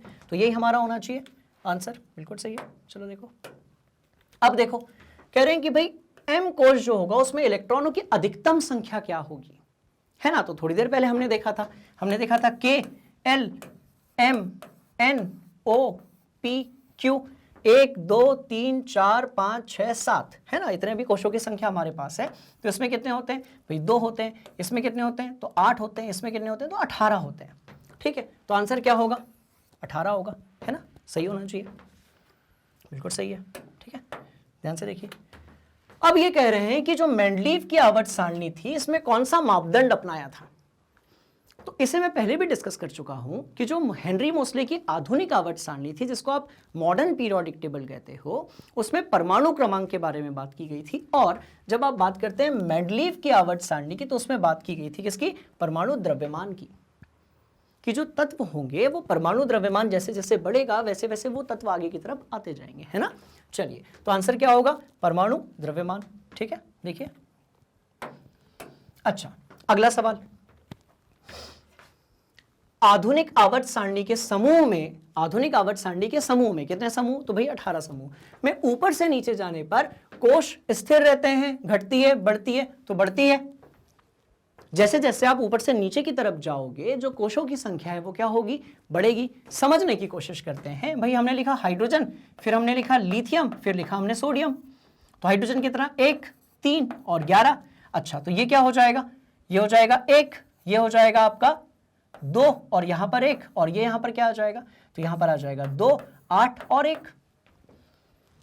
तो आप ध्यान से देखेंगे कि आपका जो हाइड्रोजन है उसके, ये देखो हाइड्रोजन में एक ही कोश है, इसमें 2 है, इसमें टोटल कितने हैं भाई 3 है। तो ऊपर से नीचे अब जब जा रहे हैं तो जो कोशों की संख्या है वो क्या हो रही है, वो बढ़ रही है ना। तो ये हमारा सही आंसर है। चलिए आगे बढ़ते हैं, ठीक है। देखिए अब ये कह रहे हैं कि आवर्त से जब आप बाएं से दाएं की तरफ बढ़ते हो तो कोशों की संख्या पे क्या असर होता है। तो जब भी इस तरीके का सवाल पूछा जाए आप उसको रटे ना, आप सबसे पहले इलेक्ट्रॉनिक विन्यास बना लें। तो हम जा रहे हैं बाई तरफ से दाई तरफ की तरफ, है ना। तो हम एक काम करते हैं, हम देखिए आपने ये वाला तो देखा ही होगा, द्वितीय आवर्त का जो पी ब्लॉक है वो आपने देखा होगा, है ना। तो इसमें आपने ये देखा होगा, अब इसमें से आप कोई भी 2 ले लीजिए। तो काम करते हैं, कार्बन ले लेते हैं और ऑक्सीजन ले लेते हैं, है ना। तो कार्बन जो होगा उसको कैसे लिखोगे भाई, इलेक्ट्रॉन का वितरण कैसे होगा, विन्यास कैसे होगा, 2 और 4, और इसमें कैसे होगा 2 और 6 होगा। तो आप ये देख रहे हैं कि भाई यहां पर भी 2 कोश हैं और यहां पर भी 2 कोश हैं। इसका मतलब क्या हुआ कि जो आवर्त में बाईं से दाईं तरफ जाओगे कोशों की संख्या जो होगी वो कैसी रहेगी भाई, स्थिर रहेगी। बात समझ में आ रही है, कैसी रहेगी, तो स्थिर रहेगी। तो ठीक है, यही हमारा आंसर है ना। ध्यान से देखिए, अब देखते हैं आवर्त सारणी में धातुएं किस ओर स्थित होती हैं, बाईं ओर, दाईं ओर, मध्य में, सभी स्थानों पर। तो आपको यदि याद होगा जब हम आवर्त सारणी आज बना रहे थे तो हमने देखा था बाईं तरफ जो होती हैं वो धातुएं होती हैं, है ना। तो क्या होगा, सभी स्थानों पे नहीं हो सकती क्योंकि सभी धातुएं नहीं है। तो किस तरफ होगी, तो भाई ये होगी आपकी बाईं तरफ, है ना। ध्यान से देखो, चलो देखो अब इसके बाद आवर्त सारणी में किस ओर अधातुएं होती हैं। भाई कॉमन सेंस वाली बात है, यदि बाईं तरफ धातुएं होंगी तो जो अधातु है वो किस तरफ होगी, वो दाईं तरफ होगी। ये हमारा आंसर होना चाहिए, है ना। ठीक है, चलिए अब दूसरे आवर्त में कितने तत्व हैं, दूसरे आवर्त में कितने तत्व हैं तो हम देख लेते हैं। अब तो ये हमको याद हो गया है, ठीक है। तो लिथियम से हम स्टार्ट करेंगे, बेरिलियम, इसके बाद boron, carbon, nitrogen, oxygen, fluorine and neon. तो भाई कितने हो गए, तो 1 2 3 4 5 6 7 8। तो हमारा आंसर कितना होगा भाई 8 होगा। ये दूसरा आवर्त है, इसके पहले पहला आवर्त होता है जहां पर यहाँ पर हाइड्रोजन और यहाँ पर हीलियम होता है। तो पहले में कितने 2, दूसरे में कितने 8, है ना। चलिए थोड़ा और आगे बढ़ते हैं, ये हमारा आंसर है, ठीक है। अब देखिए आवर्त सारणी में बाईं से दाईं तरफ जाने पर जो प्रवृत्ति होती है इसमें कौन सा कथन असत्य है, इसमें जो कौन सा कथन है वो असत्य है ना। तो देखते हैं भाई बाईं से किस तरफ जा रहे हो, दाईं तरफ जा रहे हो, मतलब आप जा रहे हो धातु से अधातुओं की तरफ, है ना। चलो तत्वों की धात्विक प्रवृत्ति घटती है, तो ये तो सत्य है। संयोजकता इलेक्ट्रॉनों की संख्या बढ़ती है, ये भी बिल्कुल सही है। इलेक्ट्रॉन त्याग करने की प्रवृत्ति बढ़ती है, ये गलत है, ये गलत है, क्योंकि जो धातुएं होती हैं वो जल्दी से इलेक्ट्रॉन को दान करती हैं, पर जो अधातुएं होती हैं स्टूडेंट्स वो इलेक्ट्रॉन्स को अपनी तरफ खींचती हैं, वो दान नहीं करती हैं। इसका मतलब ये कि इलेक्ट्रॉन को त्याग कौन नहीं करेंगी, अधातु नहीं करेगी। तो ये जो बढ़ती है ये गलत लिखा हुआ है, ये होना चाहिए था घटती है। तो इन्होंने पूछा है कि भाई कौन सा कथन जो है वो असत्य है, तो ये वाला जो कथन है ये कैसा होगा, ये असत्य होगा, है ना। तो ये हमारा आंसर होना चाहिए, बिल्कुल यही हमारा आंसर है। चलिए अब कह रहे हैं जो आवर्त सारणी का 18वां समूह है जिसको हम क्या कहते हैं, हम कहते हैं उत्कृष्ट गैस या फिर अक्रिय गैस, है ना। तो वो क्या है, ये कहलाते हैं हमारे क्या, निष्क्रिय तत्व कहलाते हैं, ठीक है। ये रिएक्शन ही नहीं करते हैं, तो ये हमारा आंसर है ना। ध्यान से देखिए एक और चीज, मैं जितने क्वेश्चंस करवा रहा हूं आप बिल्कुल ध्यान से देखिएगा, क्योंकि ये वही क्वेश्चंस हैं जो जनरली आप लोगों की जो एग्जाम्स होती है उसमें पूछे जाते हैं। तो हम बहुत सारे क्वेश्चंस को आज कवर करने वाले हैं, ठीक है, ताकि जब आप एग्जाम की तैयारी करें, है ना, तो ये सारे क्वेश्चंस आपके दिमाग के अंदर फिट हो जाएं, पहली बात। दूसरी बात, जब आप एग्जाम देने बैठे हैं तो वहां पर आने वाला हर सवाल आपको ये लगे कि हाँ इसकी तैयारी तो हमने मैग्नेट ब्रेन्स हिंदी पर की थी। बात समझ में आ रही है। चलिए तो आगे बढ़ते हैं, ये हमारा आंसर हो गया। अब देखिए ये कह रहे हैं सबसे पहले प्लेटिनम को उत्प्रेरक के रूप में पहचानने वाले कौन थे। क्या सवाल है इनका कि सबसे पहले प्लेटिनम को उत्प्रेरक के रूप में पहचानने वाले कौन थे। तो इनमें से जितने भी हैं, ठीक है, इनमें से जितने भी हैं, है ना, इन सभी ने अलग अलग एलिमेंट्स के बारे में बताया है। तो देखते हैं, तो प्लेटिनम को उत्प्रेरक के रूप में पहचानने वाले थे हमारे भाई डोबेराइनर। इन्होंने ये बताया था कि जो प्लेटिनम है आपका, ठीक है, वो एक अच्छा उत्प्रेरक हो सकता है। तो कौन थे उसके पीछे? वो थे आपके डोबेराइनर। चलिए इसको देखते हैं, है ना। अच्छा, अब अगला सवाल क्या है? तो भाई अगला सवाल है आपका कि इनमें से कौन सा ऐसा समूह है जो डोबेराइनर का त्रिक बनाता है। तो जब हम लोगों ने डोबेराइनर के त्रिक के बारे में पढ़ा था, तब हमने ये देखा था कि जो कैल्शियम है, स्ट्रोंशियम है और बैरियम है ना, ये 3 ऐसे तत्व होते हैं जो किस में आते हैं भाई? वो त्रिक में आते हैं। तो क्या होना चाहिए? ये हमारा आंसर होना चाहिए। क्रॉस चेक कर लेते हैं एक बार, है ना। तो बिल्कुल सही है। चलिए अब देखिए, ठीक है, अगला सवाल देखते हैं। अब अगला सवाल क्या कह रहा है कि आपका जो क्लोरीन है, ब्रोमीन है और आयोडीन है, इनका परमाणु क्रमांक इस तरीके से होता है। तो इसका मतलब क्या है? ठीक है, तो ध्यान से देखिए, इसका मतलब ये होगा कि ये क्या होंगे भाई? ये त्रिक में आएंगे। कौन से? तो क्लोरीन आएगा, ब्रोमीन आएगा और आयोडीन आएगा। तो ये किस में आएगा? ये आएगा आपका त्रिक में, है ना। चलिए देखते हैं इसको, ठीक है। अब देखते हैं, देखिए अगला जो सवाल है, इसमें कह रहे हैं कि जो आवर्त सारणी के प्रारंभिक विकास में किसका प्रमुख योगदान था। तो भाई किसका था? तो वो था आपके मेंडलीव का था, है ना, प्रारंभिक आवर्त सारणी। ठीक है, देखिए जो आपके डोबेराइनर थे और न्यूलैंड्स थे, इन्होंने आवर्त सारणी तो बनाई, बट उसको आवर्त सारणी कंसीडर नहीं किया गया। बात समझ में आ रही है? जो पहली आवर्त सारणी है उसे ध्यान में रखा गया जब मेंडलीव ने अपना योगदान दिया, है ना। इसीलिए तो सबसे पहले जो आवर्त सारणी है उसका जो मुख्य योगदान है भाई वो किसका है? तो वो मेंडलीव का है। बात समझ में आ रही है? तो आंसर क्या होना चाहिए? तो भाई आपका जो आंसर है वो होना चाहिए मेंडलीव, है ना। क्रॉस चेक करते हैं, तो बिल्कुल सही है। चलिए अब देखिए भाई अगला सवाल। अब इसमें लिखा हुआ है कि आपका जो मेंडलीव की आवर्त सारणी है उसमें किन तत्वों को उचित स्थान पर रखने में कठिनाई उत्पन्न हुई। तो जब मेंडलीव की आवर्त सारणी बनी थी उस समय यह था कि जो ऐसे तत्व जो बहुत ज्यादा भारी हैं, बहुत सारे ऐसे भारी तत्व थे जो उस समय नहीं खोजे गए थे, है ना। तो भारी तत्वों को मेंडलीव को अपनी आवर्त सारणी में रखने के लिए थोड़ी सी परेशानी का सामना करना पड़ा था। ठीक है, तो आंसर क्या होगा हमारा? ए ऑप्शन होना चाहिए, है ना।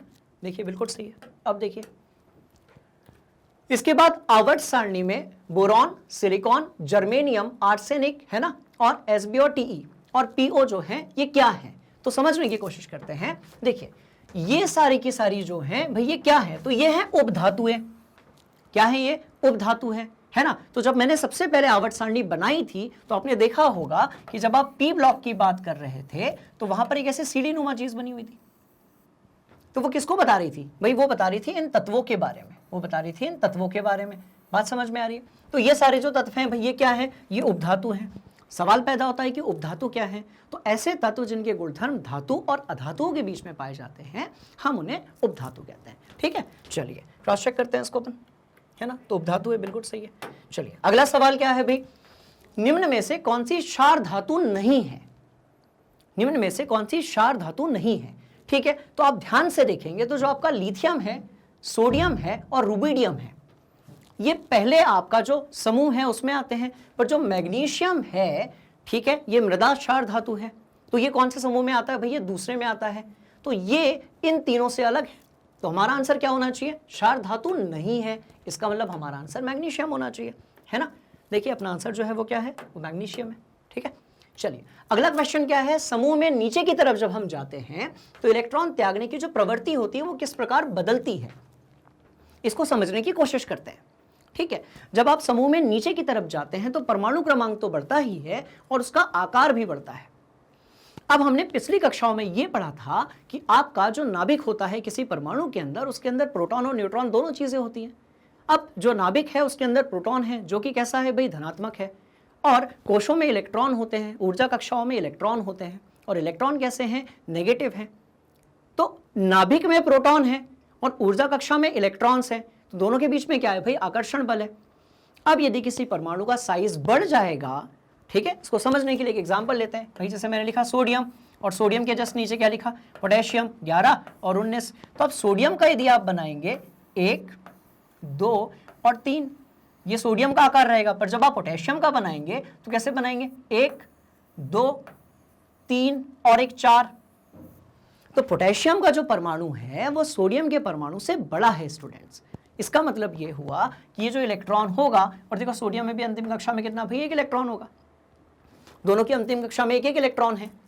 है ना, क्योंकि वो दोनों एक ही समूह में आते हैं, पर जिसका आकार ज्यादा है वो जल्दी से अपने इलेक्ट्रॉन को त्याग देगा। क्यों त्याग देगा? क्योंकि उसका जो नाभिक है, उसका जो उस पर असर है ना, जो नाभिक है उसका इलेक्ट्रॉन पे जो असर है भाई वो कैसा है, तो वो जो असर है वो बहुत कम है इसकी तुलना में, तो ये जल्दी से इलेक्ट्रॉन को त्याग देगा। तो इनका सवाल ये है कि समूह में जब आप नीचे की तरफ जाते हो तो जो इलेक्ट्रॉन त्यागने की प्रवृत्ति है ना, वो किस प्रकार बदलती है, तो भाई कैसी होती है, बढ़ती जाती है।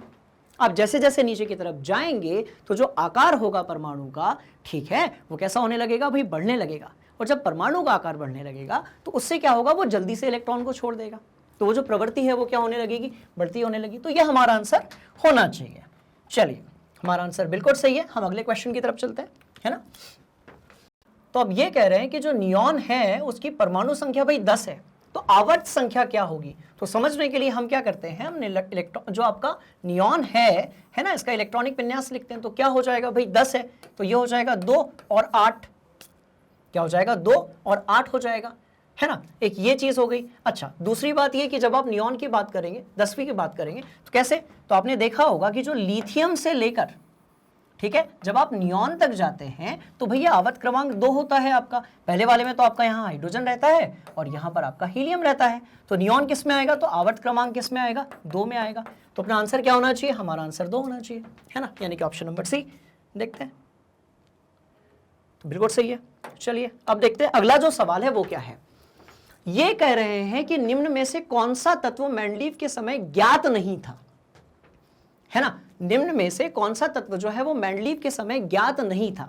तो जब हम मेंडलीव के बारे में बात करते हैं, उसकी आवर्त सारणी के बारे में हम बात करते हैं, तो हमने ये सारे शब्द सुने थे भाई, कौन से, तो हमने सुना था एका बोरॉन, एका एल्यूमिनियम, ठीक है, और क्या सुना था भाई, हमने एका सिलिकॉन सुना था।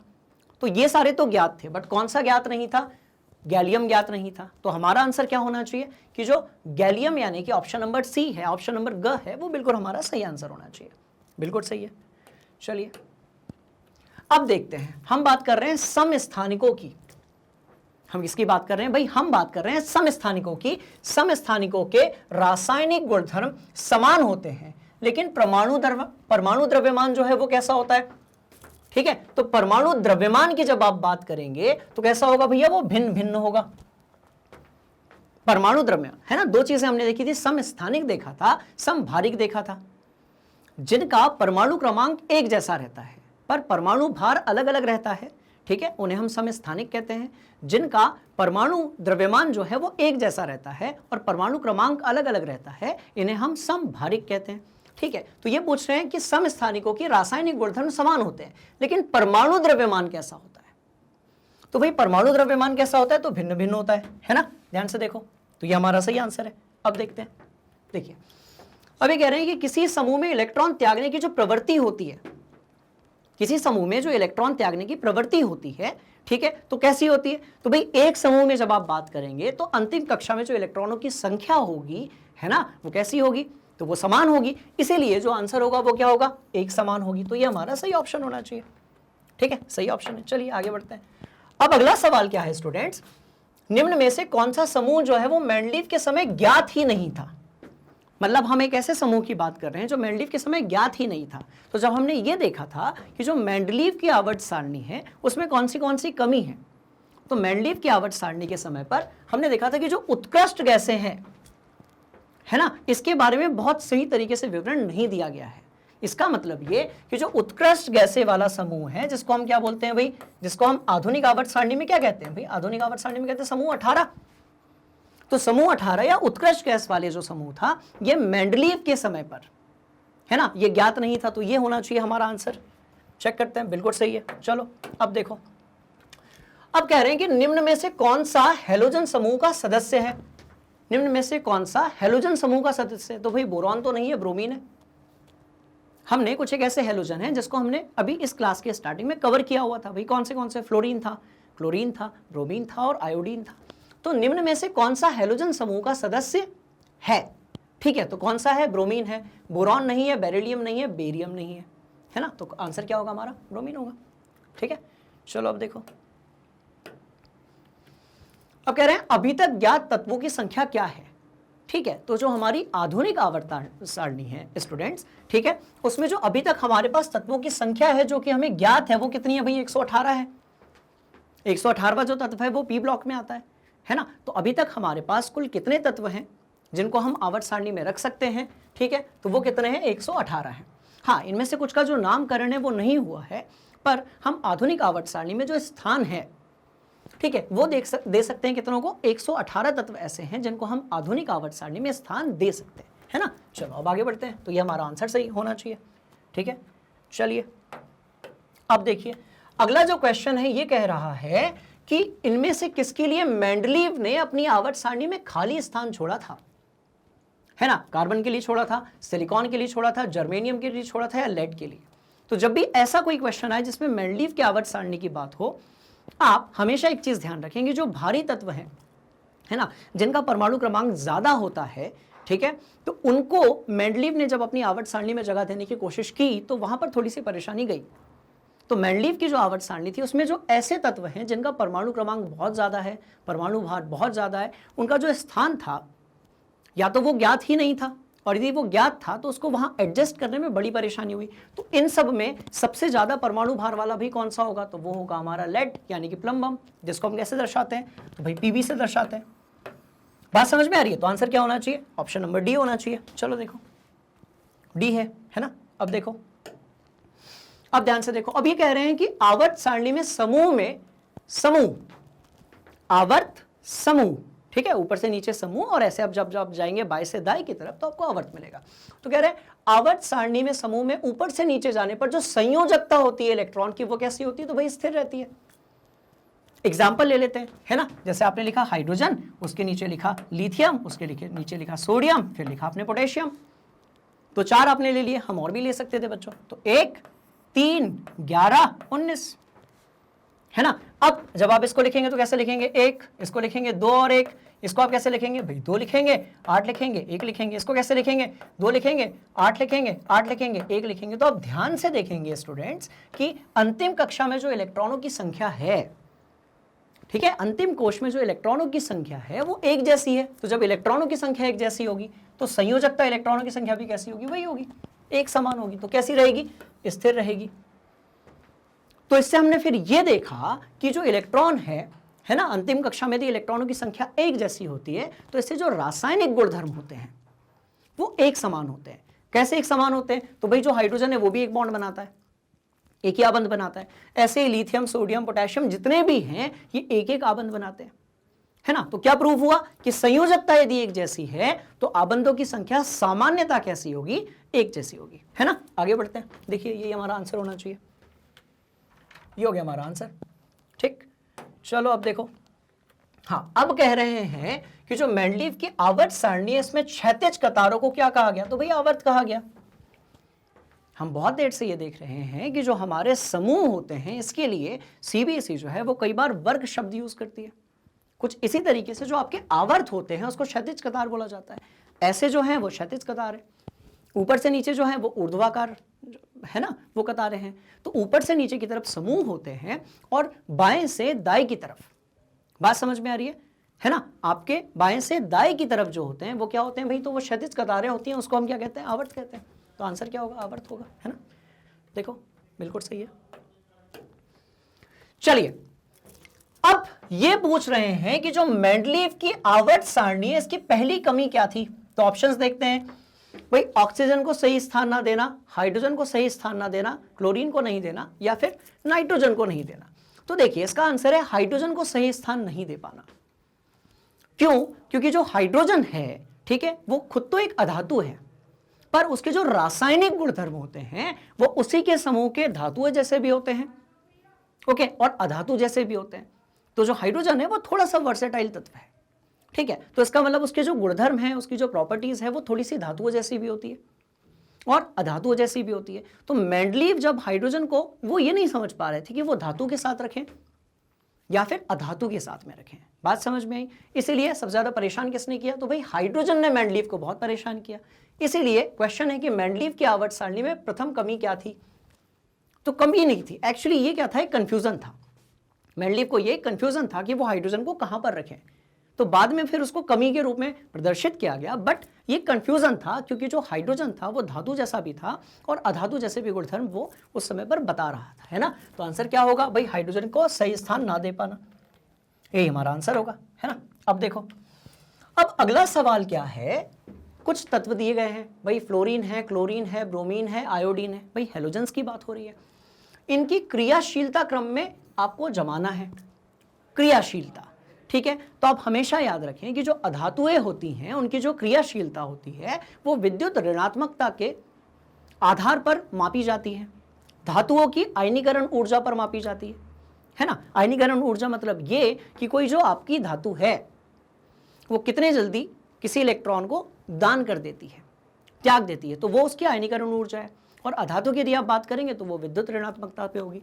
तो इसका मतलब ये हुआ कि आप बात कर रहे हैं भाई फ्लोरीन की, देन ब्रोमीन की, और लास्ट में आप बात किसकी कर रहे हैं, आप आयोडीन की बात कर रहे हैं, है ना। तो इसका मतलब क्या हुआ, फ्लोरीन है, क्लोरीन है, ब्रोमीन है, आयोडीन है। ऊपर की तरफ जब हम जाते हैं तो कौन सा जो उसका कैरेक्टर है, राइट, कौन सा उसकी जो गुणधर्म है वो बढ़ता है, तो भाई वो नेगेटिव कैरेक्टर बढ़ता है। यानी कि सबसे ज्यादा जो विद्युत ऋणात्मक है स्टूडेंट्स, वो क्या है, वो आपका फ्लोरीन है ना। तो जिसकी विद्युत ऋणात्मकता ज्यादा होगी, ठीक, उसकी क्रियाशीलता भी अधातुओं में ज्यादा होगी। तो याद रखें, अधातु के लिए विद्युत ऋणात्मकता और धातुओं के लिए आयनीकरण ऊर्जा, ये दो ऐसे पैरामीटर्स हैं, ठीक है, ये दो ऐसे आधार हैं जिनसे हम क्रियाशीलता जो है उसको समझा सकते हैं, है ना। तो हमारा आंसर क्या होना चाहिए भाई, fluorine, chlorine, bromine, iodine, simple सी चीज है ना। चलो चेक करते हैं, बिल्कुल सही है। अब देखो, अब ये कह रहे हैं Cl2O7 के गुण क्या है, Cl2O7 के गुण क्या है ना। तो अभी मेरी बात ध्यान से आप सभी सुनेंगे। देखिए ये ऐसा लिखा हुआ है Cl2O7 और ये यहां पर ऐसे 2 लगा हुआ है, ये तो लिखा है Cl2O7। तो जब भी आप एक अधातु और ऑक्सीजन का इस तरीके से जब आप देखते हैं, कोई यौगिक बना हुआ है जिसमें एक अधातु है और ऑक्सीजन है ना, तो हमेशा आप याद रखें कि ये जो होते हैं ये प्रबल अम्लीय होते हैं। ये कैसे होते हैं, प्रबल अम्लीय होते हैं। अधातु के जो ऑक्साइड्स होते हैं, ठीक है, जो अधातु के ऑक्साइड होते हैं वो कैसे होते हैं, प्रबल अम्लीय होते हैं। और धातुओं के जो ऑक्साइड होते हैं वो प्रबल क्षारीय होते हैं। इसीलिए आपने देखा होगा जब आप कैल्शियम का देखते हो, देखो कैल्शियम का ऐसे बनाते हो नहीं बनाते हो, क्षार बनता है नहीं बनता है। तो जो कैल्शियम है या फिर आपकी जो क्षारीय धातुएं हैं, मृदा क्षारीय धातुएं हैं, ठीक है, ये क्या करती हैं, प्रबल क्षारीय विलयन बनाती हैं। पर आपका जो अधातुएं होती हैं उनके जो ऑक्साइड होते हैं, ठीक है, वो कैसे होते हैं, वो प्रबल अम्लीय होते हैं। तो आंसर क्या होना चाहिए भाई, आंसर होना चाहिए कि ये जो होगा ये कैसा होगा भाई, प्रबल अम्लीय होगा। तो ये हमारा सही आंसर है, चेक कर लेते हैं, बिल्कुल सही है। चलिए आगे बढ़ते हैं, अब देखते हैं। तो स्टूडेंट्स अब इन्होंने पूछा है कि सोडियम, मैग्नीशियम, एल्यूमिनियम, सिलिकॉन और ये सारी जो चीजें हैं ये आवर्त सारणी के किस आवर्त में आती हैं, है ना। तो आज क्या करेंगे कि जब जैसे जैसे हम क्वेश्चंस कर रहे हैं, हम एटलीस्ट अपने जो 18 तक के, एटलीस्ट कम से कम हम जो अपने 18 तक के तत्व हैं उनको भी याद कर लेंगे कि उनका स्थान क्या है आवर्त सारणी में, है ना। ध्यान से देखिएगा। तो भाई अपन ने स्टार्ट कहां से किया, तो हाइड्रोजन से स्टार्ट किया। अच्छा, हाइड्रोजन के बाद हम थोड़ा सा आगे बढ़े तो पी ब्लॉक में हमें क्या मिला, हीलियम मिला। इसके बाद क्या हुआ, हमने यहाँ लिथियम देखा, इसके बाद बेरिलियम देखा, फिर वो डी ब्लॉक हमने छोड़ दिया, फिर हम आ गए यहाँ पर बोरॉन पर आ गए, कार्बन पे आ गए, नाइट्रोजन पे आ गए, ऑक्सीजन पे आ गए, फ्लोरीन पे आ गए और नियॉन पर आ गए। थोड़ा सा हीलियम को हम यहाँ लिख देते हैं, है ना। अच्छा, इसके बाद हम थोड़ा और आगे बढ़े, फिर हमने देखा सोडियम, फिर देखा मैग्नीशियम, है ना। मैग्नीशियम के बाद एल्यूमिनियम, फिर सिलिकॉन, फॉस्फोरस, सल्फर, क्लोरीन और लास्ट में हम आ गए Ar पर। तो आप यदि काउंट करेंगे तो आपको ये मिलेगा कि भाई ये है आपका 1 2 3 4 भाई 5, सबके मैं परमाणु क्रमांक लिख रहा हूं बच्चों, है ना, 7 8 9 10 11 12, फिर ये यहां पर 13, फिर यहां पर 14 फिर 15, फिर 16 17 और ये हो गया भाई आपका 18। तो ध्यान से आप देखिए, ये वाला जो पार्ट है ये एस ब्लॉक है आपका और ये जो पार्ट है ये आपका पी ब्लॉक है। कहने का ये मतलब है कि आपको यदि आवर्त सारणी जो है वो बहुत अच्छे तरीके से क्लियर है, ठीक है, तो आप ऐसे जो सवाल हैं उसका बहुत आसानी से जवाब दे सकते हो। है ना। तो क्या हुआ भाई, कहां से स्टार्ट किया, हाइड्रोजन से स्टार्ट किया और कहां पर खत्म किया, आर्गन पे खत्म किया। तो अब हम समझने की कोशिश करते हैं कि हमारा सवाल जो है उसमें वो पूछना क्या चाहते हैं। ठीक है, तो क्या पूछना चाहते हैं, तो भाई सोडियम से लेकर Ar तक, मतलब वो बात कर रहे हैं इसकी। जब वो इसकी बात कर रहे हैं तो कह रहे हैं भाई कौन सा आवर्त है, तो भाई ये तो पहला आवर्त है, ये दूसरा है और ये तीसरा है, तो कौन सा होगा, तीसरा आवर्त होगा, और यही हमारा आंसर है। ध्यान से देख लो, कंफ्यूज नहीं होना है बिल्कुल भी। सोडियम से स्टार्ट करेंगे, आर्गन पे खत्म करेंगे, तो कौन सा आवर्त होगा, तो तीसरा आवर्त होगा, है ना। चलो आगे बढ़ते हैं, अब देखते हैं। देखिए इनका कहना है लिथियम, तो यदि हम थोड़ा सा पीछे चलते हैं, ठीक है, अभी जो हमने बनाया था, अब लिथियम से ऑक्सीजन फ्लोरीन नियॉन तक की बात कर रहे हैं ये, तो इसके जस्ट पहले वाले क्वेश्चन मैंने आप बना कर दिया था, जिसमें वो किसमें कौन से आवर्त में था भाई, दूसरे आवर्त में था, है ना। तो जब आप लिथियम से स्टार्ट करेंगे और कहां तक जाएंगे, नियॉन तक जाएंगे, तो आप बात करेंगे दूसरे आवर्त की। ठीक है, चलिए, तो वो दूसरे आवर्त में था और यही हमारा क्या होना चाहिए भाई, आंसर होना चाहिए। तो यही हमारा आंसर है ना। अभी बनाया था, बार बार नहीं बनाएंगे। चलिए अब ये बात कर रहे हैं, एक तत्व है, ठीक है, एक तत्व है जिसका नाम क्या है भाई, एक्स है। एक तत्व है जिसको इन्होंने मान लिया है कि वो जो तत्व है वो एक्स है। अब ये कह रहे हैं कि XCl2, है ना, ये कह रहे हैं कि जो x है और जो Cl2 है, तो ये x जो होगा, ठीक है ना, ये मैथ्स वाला x नहीं है बच्चों, ध्यान से देखना। तो ये कह रहा है कि जो x होगा आपका, ठीक है, ये इनमें से कौन सा होगा, और क्या बताया गया है कि जिसका गलनांक अधिक है, ठीक है, और ये किस समूह के अंतर्गत होगा। तो आप ध्यान से देखिए, कक्षा 9वीं में आपने ये पढ़ा था कि कौन सा जो तत्व है वो कितने आबंध बनाता है ना। तो अब क्योंकि ये x तत्व कितने बॉन्ड बना रहा है भाई, 2 बना रहा है, जब ये 2 बना रहा है तो ये दूसरे समूह का एक तत्व होना चाहिए। अब दूसरे तत्व समूह का कौन सा है, तो देखिए ये तो आपका पहले समूह का है, ये आपका पी ब्लॉक से, ये भी आपका पी ब्लॉक से, तो आंसर क्या होगा, मैग्नीशियम। मैग्नीशियम जो है उसकी अंतिम कक्षा में भाई कितने इलेक्ट्रॉन्स होते हैं, 2 इलेक्ट्रॉन्स होते हैं, है ना। ध्यान से देखो, मैग्नीशियम जो है वो है 12, ठीक है। तो जब आप इसका इलेक्ट्रॉनिक विन्यास लिखेंगे तो आप लिखेंगे 2, 8 और 2। तो इलेक्ट्रॉनिक विन्यास के आधार पर इसके अंतिम कक्षा में कितने इलेक्ट्रॉन से भाई, 2 है ना। तो कितने बॉन्ड्स बनाएगा ये, कितने आबंध बनाएगा, तो 2 आबंध बनाएगा, ठीक है। तो यहां पर यदि हम ऐसे लिखते हैं MgCl2, तो भाई ये एक लवण हो गया, एक सॉल्ट हो गया, एक नमक हो गया, और हमें ये पता चला कि इसने बॉन्ड्स कितने बनाए, तो भाई 2 बॉन्ड्स बनाए। बात समझ में आ रही है, ठीक है। तो हमारा आंसर क्या होगा, तो हमारा आंसर होगा मैग्नीशियम, क्योंकि जो दूसरा समूह होता है उसके जो तत्व होते हैं वो 2 आबंध बनाते हैं, पहले समूह के जो तत्व होते हैं वो 1 आबंध बनाते हैं। बात समझ में आ रही है, तो आंसर क्या होगा, मैग्नीशियम होगा। चलो क्रॉस चेक करते हैं, बिल्कुल सही है ना। अब देखो, अब ये कह रहा है कि आवर्त में इलेक्ट्रॉन परित्याग करने की जो प्रवृत्ति होती है वो कैसी होती है। आवर्त मतलब ऐसे, समूह मतलब ऐसे, तो ये कह रहा है कि आवर्त में जो इलेक्ट्रॉन परित्याग करने की प्रवृत्ति होती है वो कैसी होती है। तो समझने की कोशिश करते हैं। चलो लिथियम से स्टार्ट करते हैं, बेरिलियम की बात करते हैं, बीच में स्पेस छोड़ना पड़ेगा, फिर कार्बन आ जाएगा, ठीक है, उसके पहले बोरॉन आ जाएगा, यहां पर आ जाएगा नाइट्रोजन, ऑक्सीजन, फ्लोरीन, और लास्ट में क्या आ गया भाई, नियॉन आ गया। तो जैसे जैसे हम इस तरफ बढ़ रहे हैं, हमारा जो अधातु गुणधर्म है वो बढ़ता जा रहा है।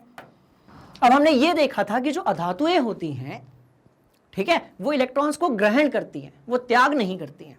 मतलब जब आप उस तरफ जाएंगे तो इलेक्ट्रॉन त्याग नहीं होगा, ग्रहण होगा, है ना। अब ध्यान से देखो, तो ये कह रहे हैं कि भाई जो आवर्त में इलेक्ट्रॉन परित्याग करने की प्रवृत्ति कैसी होती है, तो स्थिर तो नहीं रहती है, क्रमानुसार बढ़ती तो नहीं है, हाँ क्रमानुसार घटती जरूर है। मतलब ये कि लिथियम जल्दी से इलेक्ट्रॉन डोनेट कर देगा, जल्दी से त्याग कर देगा, दान कर देगा, पर जैसे जैसे आप इस तरफ बढ़ेंगे ना, वैसे वैसे क्या होगा भाई, क्रमानुसार क्या हो जाएगी, वो प्रवृत्ति घटती जाएगी। तो यही हमारा आंसर होना चाहिए, है ना। ध्यान से देखते हैं, बिल्कुल सही है। चलिए थोड़ा और आगे बढ़ते हैं। अगला जो सवाल है उसमें ये कहा गया है कि जो न्यूलैंड के अष्टक के सिद्धांत है उसकी मुख्य कमी क्या थी। ये कह रहे हैं आपसे कि जो अष्टक का सिद्धांत था उसकी मुख्य कमी क्या थी। तो देखते हैं, इसमें इन्होंने क्या किया गया था, इन्होंने सिर्फ हल्के तत्वों के बारे में बताया था, है ना। पहले क्या दिया गया कि भैया इसमें जो है 87 तत्व थे, तो 87 तो नहीं थे, कम थे, है ना, थोड़े से कुछ कम थे। इसके बाद अष्टक त्रिक में विभाजित नहीं, बिल्कुल नहीं, सही इंफॉर्मेशन है। तो मुख्य कमी क्या थी कि न्यूलैंड ने जो बताया, ठीक है ना, उसमें सिर्फ हल्के तत्वों के बारे में बताया गया। ओके, तो चेक करते हैं एक बार ये सही है या फिर नहीं है। बिल्कुल सही है, ठीक है ना। चलिए आगे बढ़ते हैं।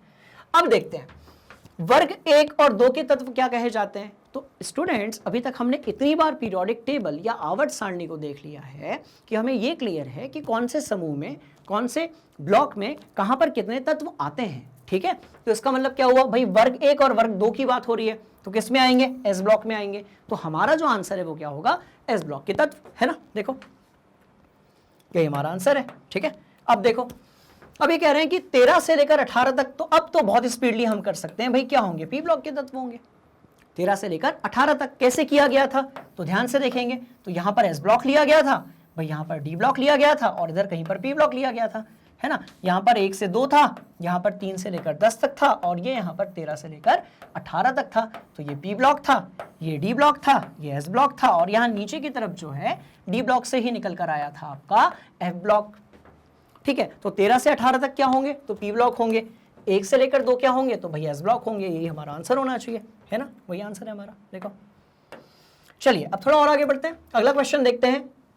पर आगे बढ़ने से पहले जितने क्वेश्चंस मैं करवा रहा हूं आप बड़े ध्यान से उसके पीछे का जो एक्सप्लेनेशन है या जो कॉन्सेप्ट है ना, उस पर ध्यान देंगे, क्योंकि यही सारे क्वेश्चंस जो हैं ये एग्जामिनेशन में पूछ लिए जाते हैं। बात समझ में आ रही है। अब देखते हैं, किसी समूह में स्थित सभी तत्वों की जो संयोजकता इलेक्ट्रॉन की होती है संख्या, वो कैसी होती है।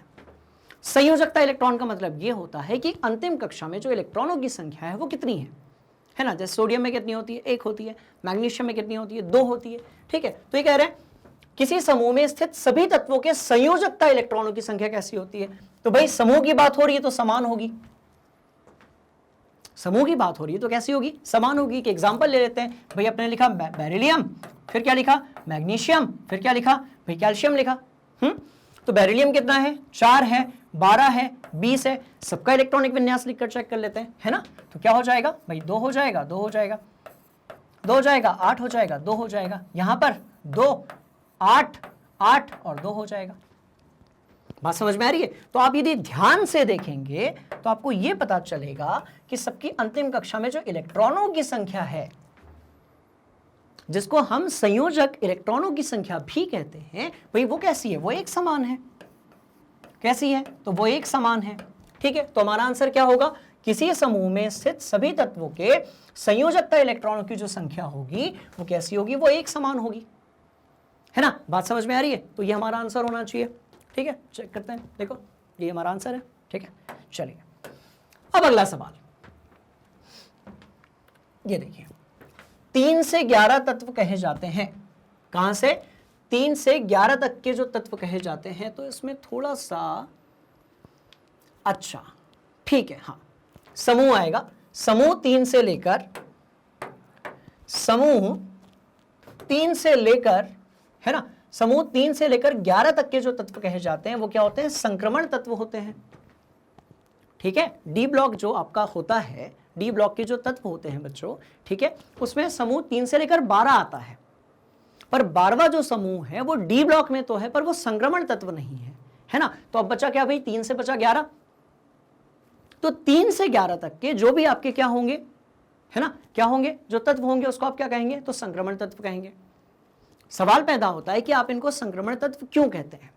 तो इनका जो डी कक्षक होता है वो अपूर्ण होता है, इनका जो डी कक्षक होता है वो अपूर्ण होता है और इन सब की जो गुणधर्म होती हैं वो लगभग एक समान होते हैं। बात समझ में आ रही है। तो 3 से 11 तक के समूह के तत्व क्या कहलाएंगे भाई, संक्रमण तत्व करवाएंगे, है ना। तो ये हमारा आंसर होना चाहिए। चलो ये हमारा आंसर है ना। अब ध्यान से देखो अगला सवाल, ये कह रहे हैं कि समस्थानिक, किसकी बात हो रही है भाई, समस्थानिक की बात हो रही है। अब समस्थानिक क्या होते हैं, जिनका परमाणु क्रमांक जो है वो एक समान होता है पर जो परमाणु भार है वो अलग अलग होता है ना। एक एग्जांपल लेते हैं, जैसे कार्बन हो गया 6 हो गया, 12 हो गया, कार्बन 6 हो गया, 13 हो गया, कार्बन है 6 हो गया, 14 हो गया। तो आप ध्यान से देखेंगे जो परमाणु क्रमांक है वो कैसा है, वो एक जैसा है, पर जो परमाणु, ठीक है, भार है वो कैसा है, भार क्रमांक कैसा है, तो भाई वो अलग अलग है। तो इसका मतलब ये हुआ कि ये जो 3 हैं ये कार्बन के क्या है, समस्थानिक हैं।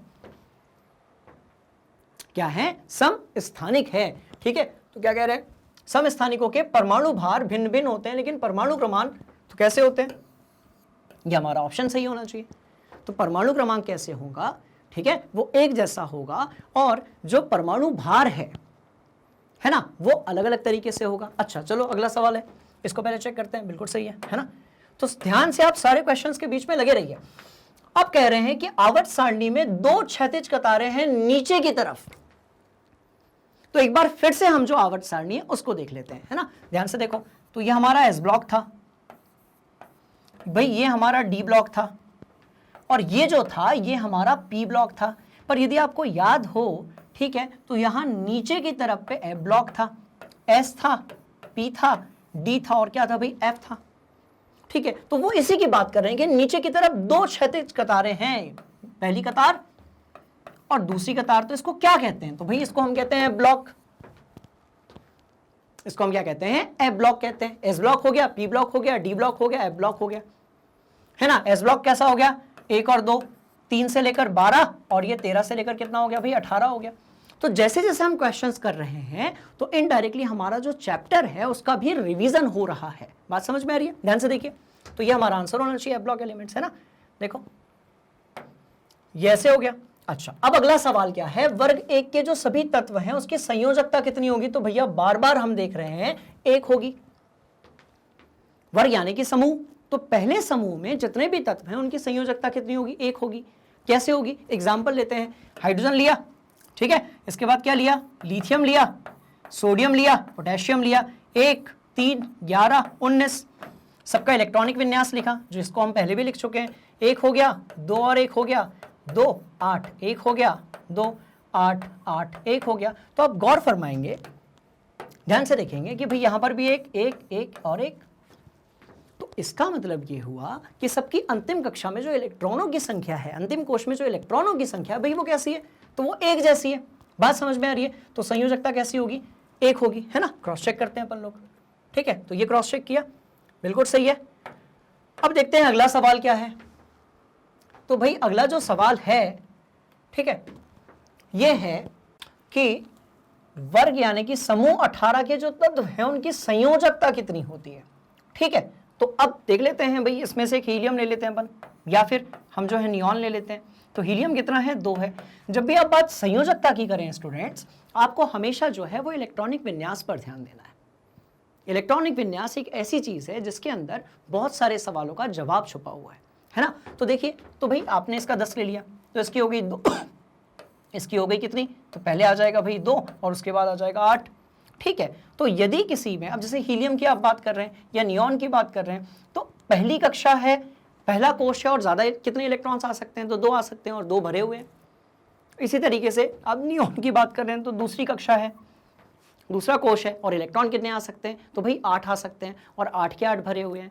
इसका मतलब ये कि ना तो इलेक्ट्रॉन्स कम हैं और ना ही इलेक्ट्रॉन ज़्यादा है ना। तो जो संयोजकता है वो कितनी होगी, वो 0 होगी, यानी कि 0 होगी। तो आंसर क्या होगा, 0 होगी। क्रॉस चेक करते हैं, ठीक है, 0 होगी। चलो थोड़ा और आगे बढ़ते हैं, है ना। अब देखते हैं आवर्त सारणी में बाईं से दाई तरफ जाने पर तत्वों की संयोजकता। जो आपकी आवर्त सारणी है कुछ इस तरीके से हम बनाते हैं, ठीक है। आवर्त सारणी में आप जब बाएं से किस तरफ जाते हो भाई, दाएं की तरफ जाते हो। देखो एस ब्लॉक बनाते हैं, पी बनाते हैं, डी बनाते हैं, और यहाँ कहीं पर एफ ब्लॉक बनाते हैं। तो जब आप आवर्त सारणी में बाईं से किस तरफ जाओगे, तो भाई दाईं की तरफ जाओगे। तो क्या कह रहे हैं कि जो संयोजकता है वो बढ़ती है। आवर्त सारणी में बाईं से दाईं तरफ जाने पर तत्वों की जो संयोजकता है ना, वो कैसी होती है, बढ़ती है। समझने की कोशिश करते हैं। तो हम एक काम करते हैं, ये पहला और इसके नीचे दूसरा जो आवर्त है वो ले लेते हैं। कुछ इसके जो है हम तत्व समझ लेते हैं, है ना। तो हमने ले लिया भाई लिथियम, ठीक है। लिथियम के बाद हमने ले लिया बेरिलियम, बेरिलियम के बाद बोरॉन, कार्बन, नाइट्रोजन, ये सब हमने ले लिया। अब ये 3 है, 4 है, 5, 6 और ये 7 है ना। तो लिथियम के लिए जब आप लिखेंगे तो कितना हो जाएगा, 2 और 1 हो जाएगा। बेरिलियम के लिए कितना हो जाएगा, तो 2 और 2 हो जाएगा। बोरॉन के लिए 2 और 3 हो जाएगा। इसी तरीके से आप कार्बन की बात करेंगे, 2 और 4 हो जाएगा, और नाइट्रोजन के लिए 2 और 5 हो जाएगा। तो आप ये देख रहे हैं कि कोश का जो क्रमांक है वो तो एक स्थिर है, सबके पास 2-2 कोश ही हैं, पर इसमें संयोजकता 1 है, 2 है, 3 है, 4 है, 5 है। तो संयोजकता इलेक्ट्रॉनों की जो संख्या है वो जब हम बाईं से किस तरफ जा रहे हैं भाई, दाईं की तरफ जा रहे हैं, बायां से जब आप दाया जा रहे हैं तो जो संयोजकता इलेक्ट्रॉन है उसकी जो संख्या हो रही है वो क्या हो रही है, बढ़ रही है। तो आंसर क्या होगा कि बढ़ती है। बात समझ में आई? क्रॉस चेक करते हैं, ध्यान से देखिए। तो बिल्कुल सही है ना। चलो अब देखो, अब किसी तत्व के इलेक्ट्रॉनिक विन्यास सेलों की संख्या से निर्देशित होती है। तो विन्यास सेल क्या होती है, यही है ना। विन्यास सेल क्या होती है भाई, जब आप इलेक्ट्रॉनिक कॉन्फ़िगरेशन बनाते हैं, इलेक्ट्रॉनिक विन्यास की बात करते हैं, तो आप कोशों की बात करते हैं। तो इनका कहना है कि किसी तत्व के इलेक्ट्रॉनिक विन्यास सेलों की संख्या से निर्धारित क्या होता है, तो वर्ग संख्या होती है, आवर्त संख्या होती है। ए और बी दोनों होते हैं, इनमें से कोई नहीं होता है। तो वर्ग संख्या क्या होती है, तो जो वर्ग होता है उसको अपन और क्या कहते हैं भाई, समूह कहते हैं। हम बहुत देर से डिस्कस कर रहे हैं इसके बारे में, है ना, समूह कहते हैं। आवर्त जो है उसको आप पहले से जानते हैं। तो जब आप इलेक्ट्रॉनिक विन्यास की बात करते हैं, ठीक है, तो हम बताते हैं उसमें जो एक्चुअल इसका जो इलेक्ट्रॉनिक विन्यास है, ठीक है, उससे ए और बी दोनों, मतलब आप वर्ग संख्या भी बता सकते हो, आवर्त संख्या भी बता सकते हो। बात समझ में आ रही है? तो आंसर क्या होगा, ए और बी दोनों। क्रॉस चेक कर लेते हैं, बिल्कुल सही है ना। चलिए आगे बढ़ते हैं। अब लिखा हुआ है अगर तत्वों के बाह्यतम सेल, अब जब सेल है तो आप देखिए जरूरी नहीं है कि यदि आप हिंदी माध्यम का पेपर दे रहे हैं, ठीक है, तो उसमें हर बार वो जो शब्द का चयन करेंगे वो हमेशा हिंदी में ही होगा। कभी कभी वो ऊर्जा कक्षा कह सकते हैं, कभी कभी वो कोश कह सकते हैं, और कभी कभी वो सेल कहते हैं। तो ये जो कोश होता है जिसमें इलेक्ट्रॉन वितरित होते हैं, इलेक्ट्रॉन ऐसे घूम रहे होते हैं नाभिक के आसपास, ठीक है, ये जो कोश होता है इसको वो इंग्लिश में सेल कहते हैं, या फिर ऑर्बिट भी कहते हैं, है ना, ऊर्जा कक्षा भी कह सकते हैं। तो क्या कह रहा है भाई कि अगर तत्व के बाह्यतम सेल में एक या दो इलेक्ट्रॉन है, एक या कितने इलेक्ट्रॉन है, दो इलेक्ट्रॉन है ना, एक इलेक्ट्रॉन है या फिर दो इलेक्ट्रॉन है। तो एक बना लेते हैं इस तरीके से, देखिए ध्यान से। तो आपने सोडियम लिया, अब सोडियम कितना है भाई, 11 है ना, तो आपने लिखा 2, 8 और 1। इसी तरीके से आपने मैग्नीशियम लिखा, ठीक है, तो मैग्नीशियम कितना है, 12 है, तो आपने लिखा 2, 8 और 2। बात समझ में आ रही है? तो आप यदि इस तरीके से लिख रहे हैं तो आप क्वेश्चन पढ़ते हैं। देखो, अगर तत्व के बाह्यतम सेल में एक या दो इलेक्ट्रॉन होंगे तो उसकी वर्ग संख्या क्या होगी। वर्ग मतलब किसकी बात हो रही है भाई, समूह की बात हो रही है, ठीक है। तो देखिए एक यदि है तो समूह कौन सा होगा, तो समूह जो होगा वो आपका क्या होगा भाई, वो एक होगा। और ये यदि है तो समूह क्या होगा आपका, तो समूह आपका होगा कितना भाई, 2 होगा, है ना। बात समझ में आई? समूह जो है वो क्या होगा, 2। तो क्रमशः कैसा होगा, 1 और 2 होगा। बात समझ में आ रही है?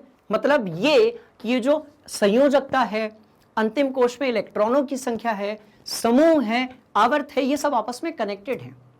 इसको रटना नहीं है, इसको समझने की कोशिश करना है हमें कि जब आप एक जानकारी को प्राप्त कर लेते हैं तो उससे दूसरी वाली जानकारी कैसे निकाल सकते हैं। बात समझ में आ रही? तो ये पूरा का पूरा मतलब इन सारी चीजों के बीच में भी एक केमिस्ट्री है। बात समझ में आई? ठीक है, अगला सवाल करते हैं। चलिए इसको पहले क्रॉस चेक करते हैं, देखिए बिल्कुल सही है। अब ये कह रहे हैं कि तत्वों के इलेक्ट्रॉनिक विन्यास के आधार पर उनकी निम्नांकित में से कौन कौन सी संख्या ज्ञात की जा सकती है। आप बात कर रहे हैं किसकी, इलेक्ट्रॉनिक विन्यास की। तो थोड़ी देर पहले हमने ऐसा ही एक सवाल किया था, इलेक्ट्रॉनिक विन्यास यानी कि किस तरीके से जो इलेक्ट्रॉन हैं, ठीक है, उसको हमने किस तरीके से डिस्ट्रीब्यूट किया है, किसमें, एटम के अंदर, परमाणु के अंदर इलेक्ट्रॉन्स किस तरीके से क्या है भाई बटे हुए हैं, उसको अपन कहते हैं इलेक्ट्रॉनिक विन्यास। जिसमें हम ये बताते हैं कि कौन से कोश में कितने इलेक्ट्रॉन्स हैं, है ना, कितने इलेक्ट्रॉनों की संख्या है, किस कोश में कितने इलेक्ट्रॉन हैं, ठीक है, कुल इलेक्ट्रॉनों की संख्या कितनी है, उनका वितरण किस तरीके से हुआ है, तो उसको हम कहते हैं इलेक्ट्रॉनिक विन्यास। तो आप इलेक्ट्रॉनिक विन्यास से ये बता सकते हैं कि भाई आवर्त संख्या क्या होगी और वर्ग यानी कि समूह संख्या क्या होगी, है ना, वर्ग यानी कि समूह संख्या क्या होगी। तो ये हमारा बिल्कुल सही ऑप्शन होना चाहिए, ए और बी दोनों हमारा सही ऑप्शन होना चाहिए। इसको चेक कर लेते हैं, बिल्कुल सही है। चलिए अब आगे। अब देखिए, अब ये कह रहे हैं कि क्लोरीन के समस्थानिक के बारे में बात करेंगे। तो समस्थानिक क्या होते हैं भाई, जिनका परमाणु क्रमांक एक जैसा होता है। परमाणु क्रमांक एक जैसा होता है, बस परमाणु भार जो है ना, वो अलग अलग होता है। तो किसके लिए होता है, तो क्लोरीन के लिए। हम सब लोग कई बार पढ़ रखा है कि जो आपका क्लोरीन है, ठीक है, जिसका परमाणु क्रमांक 17 है, एक तरफ आएगा 35 और एक तरफ आएगा आपका 17, है ना, तो कितना आ जाएगा 37 आ जाएगा। तो कंफ्यूज नहीं होना है, ये हमारा आंसर है जिसमें एक तरफ कितना है भाई, सॉरी 35 और 37। मैं बोल सही रहा था, लिख गलत दिया मैंने, 35 और 37। बात समझ में आ रही है? तो देखिए परमाणु क्रमांक कैसा है बच्चों, परमाणु क्रमांक एक जैसा है, पर परमाणु जो भार है वो पहले वाले में 35 है और दूसरे वाले में कितना है भाई 37 है ना। तो इसका मतलब क्या हुआ कि ये समस्थानिक हुए और यही हमारा आंसर है। ठीक है, देखते हैं, बिल्कुल सही है। चलिए अब देखिए अगला सवाल क्या है। अब अगला सवाल है, यदि किसी तत्व की परमाणु संख्या 12 है, यदि किसी तत्व की परमाणु संख्या 12 है, तो क्योंकि अब हम बहुत देर से क्वेश्चंस कर रहे हैं तो हमें यह समझ में आ गया है कि जो मैग्नीशियम है उसकी बात हो रही है ना। तो सबसे पहले कुछ ना करें आप, जब भी ऐसा कोई क्वेश्चन पूछा जाता है आप उसको याद ना करें, आप सबसे पहले जाएं उसके इलेक्ट्रॉनिक विन्यास पे और आप ये बनाएं, है ना। तो आप लिखेंगे यहाँ पर 2, यहाँ पर लिखेंगे 8 और भाई यहाँ पर कितना लिखेंगे 2 और 8 10 और ये यहाँ पर फिर से 2। ठीक है, तो ये आपने कितना किया 2 लिख दिया। अब ये बोल रहे हैं कि एक परमाणु है ना, जिसकी परमाणु किसका है तो मैग्नीशियम का है, परमाणु संख्या कितनी है 12 है, तो संयोजकता निम्न में से क्या होगी, तो इलेक्ट्रॉनिक विन्यास बना लिया, संयोजकता 2 होगी, तो आंसर क्या होना चाहिए ख होना चाहिए हमारा आंसर। बात समझ में आ रही है, हमारा जो आंसर है वो क्या होना चाहिए भाई, वो ख होना चाहिए। क्यों होना चाहिए, क्योंकि अंतिम कक्षा में जो इलेक्ट्रॉनों की संख्या है वही क्या होगी, उसकी संयोजकता होगी, है ना। तो आंसर होना चाहिए ख यानी कि 2। बात समझ में आ रही है, चलो देख लेते हैं, बिल्कुल सही है, आगे बढ़ते हैं। अब देखो अगला सवाल क्या है, परमाणु त्रिज्या आवर्त में बाईं से दाईं ओर जाने पर किस प्रकार बदलती है। भाई किसकी बात कर रहे हैं, परमाणु त्रिज्या की। तो हमेशा याद रखें परमाणु त्रिज्या जो है वो नीचे की तरफ बढ़ती है और इस तरफ बढ़ती है।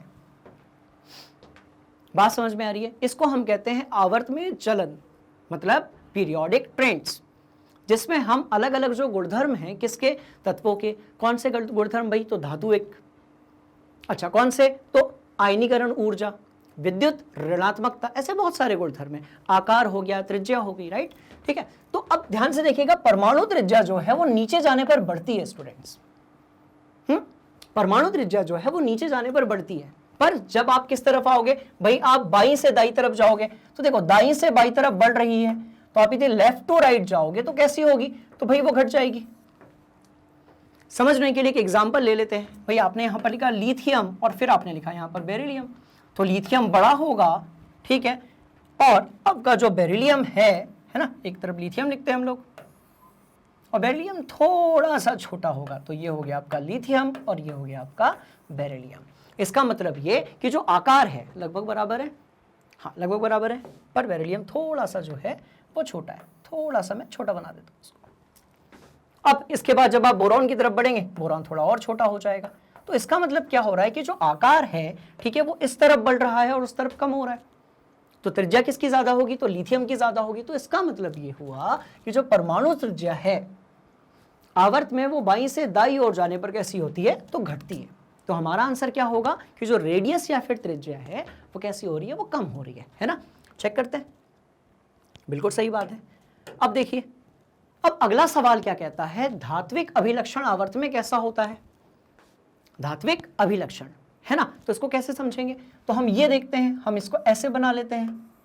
अब ध्यान से देखिए, आप जब ये सारी चीजें मैं बताता हूं तो आप बीच बीच में स्क्रीनशॉट्स ले लीजिए। बात समझ में आ रही है, आप उसको थोड़ा पॉज कर लीजिए, यदि आप कॉपी में लिख रहे हैं तो आप कॉपी में लिख लीजिए उसको, नहीं तो आप फोन में स्क्रीनशॉट लेकर आप बाद में भी लिख सकते हैं, है ना। तो धात्विक अभिलक्षण का जो चलन है आवर्त सारणी में वो कुछ इस तरीके से है। इसका मतलब ये हुआ कि जब आप इस तरफ जाएंगे तो धात्विक गुणधर्म जो है वो बढ़ेगा, कुछ इसी तरीके से जब आप नीचे की तरफ आएंगे तो धात्विक गुणधर्म बढ़ेगा।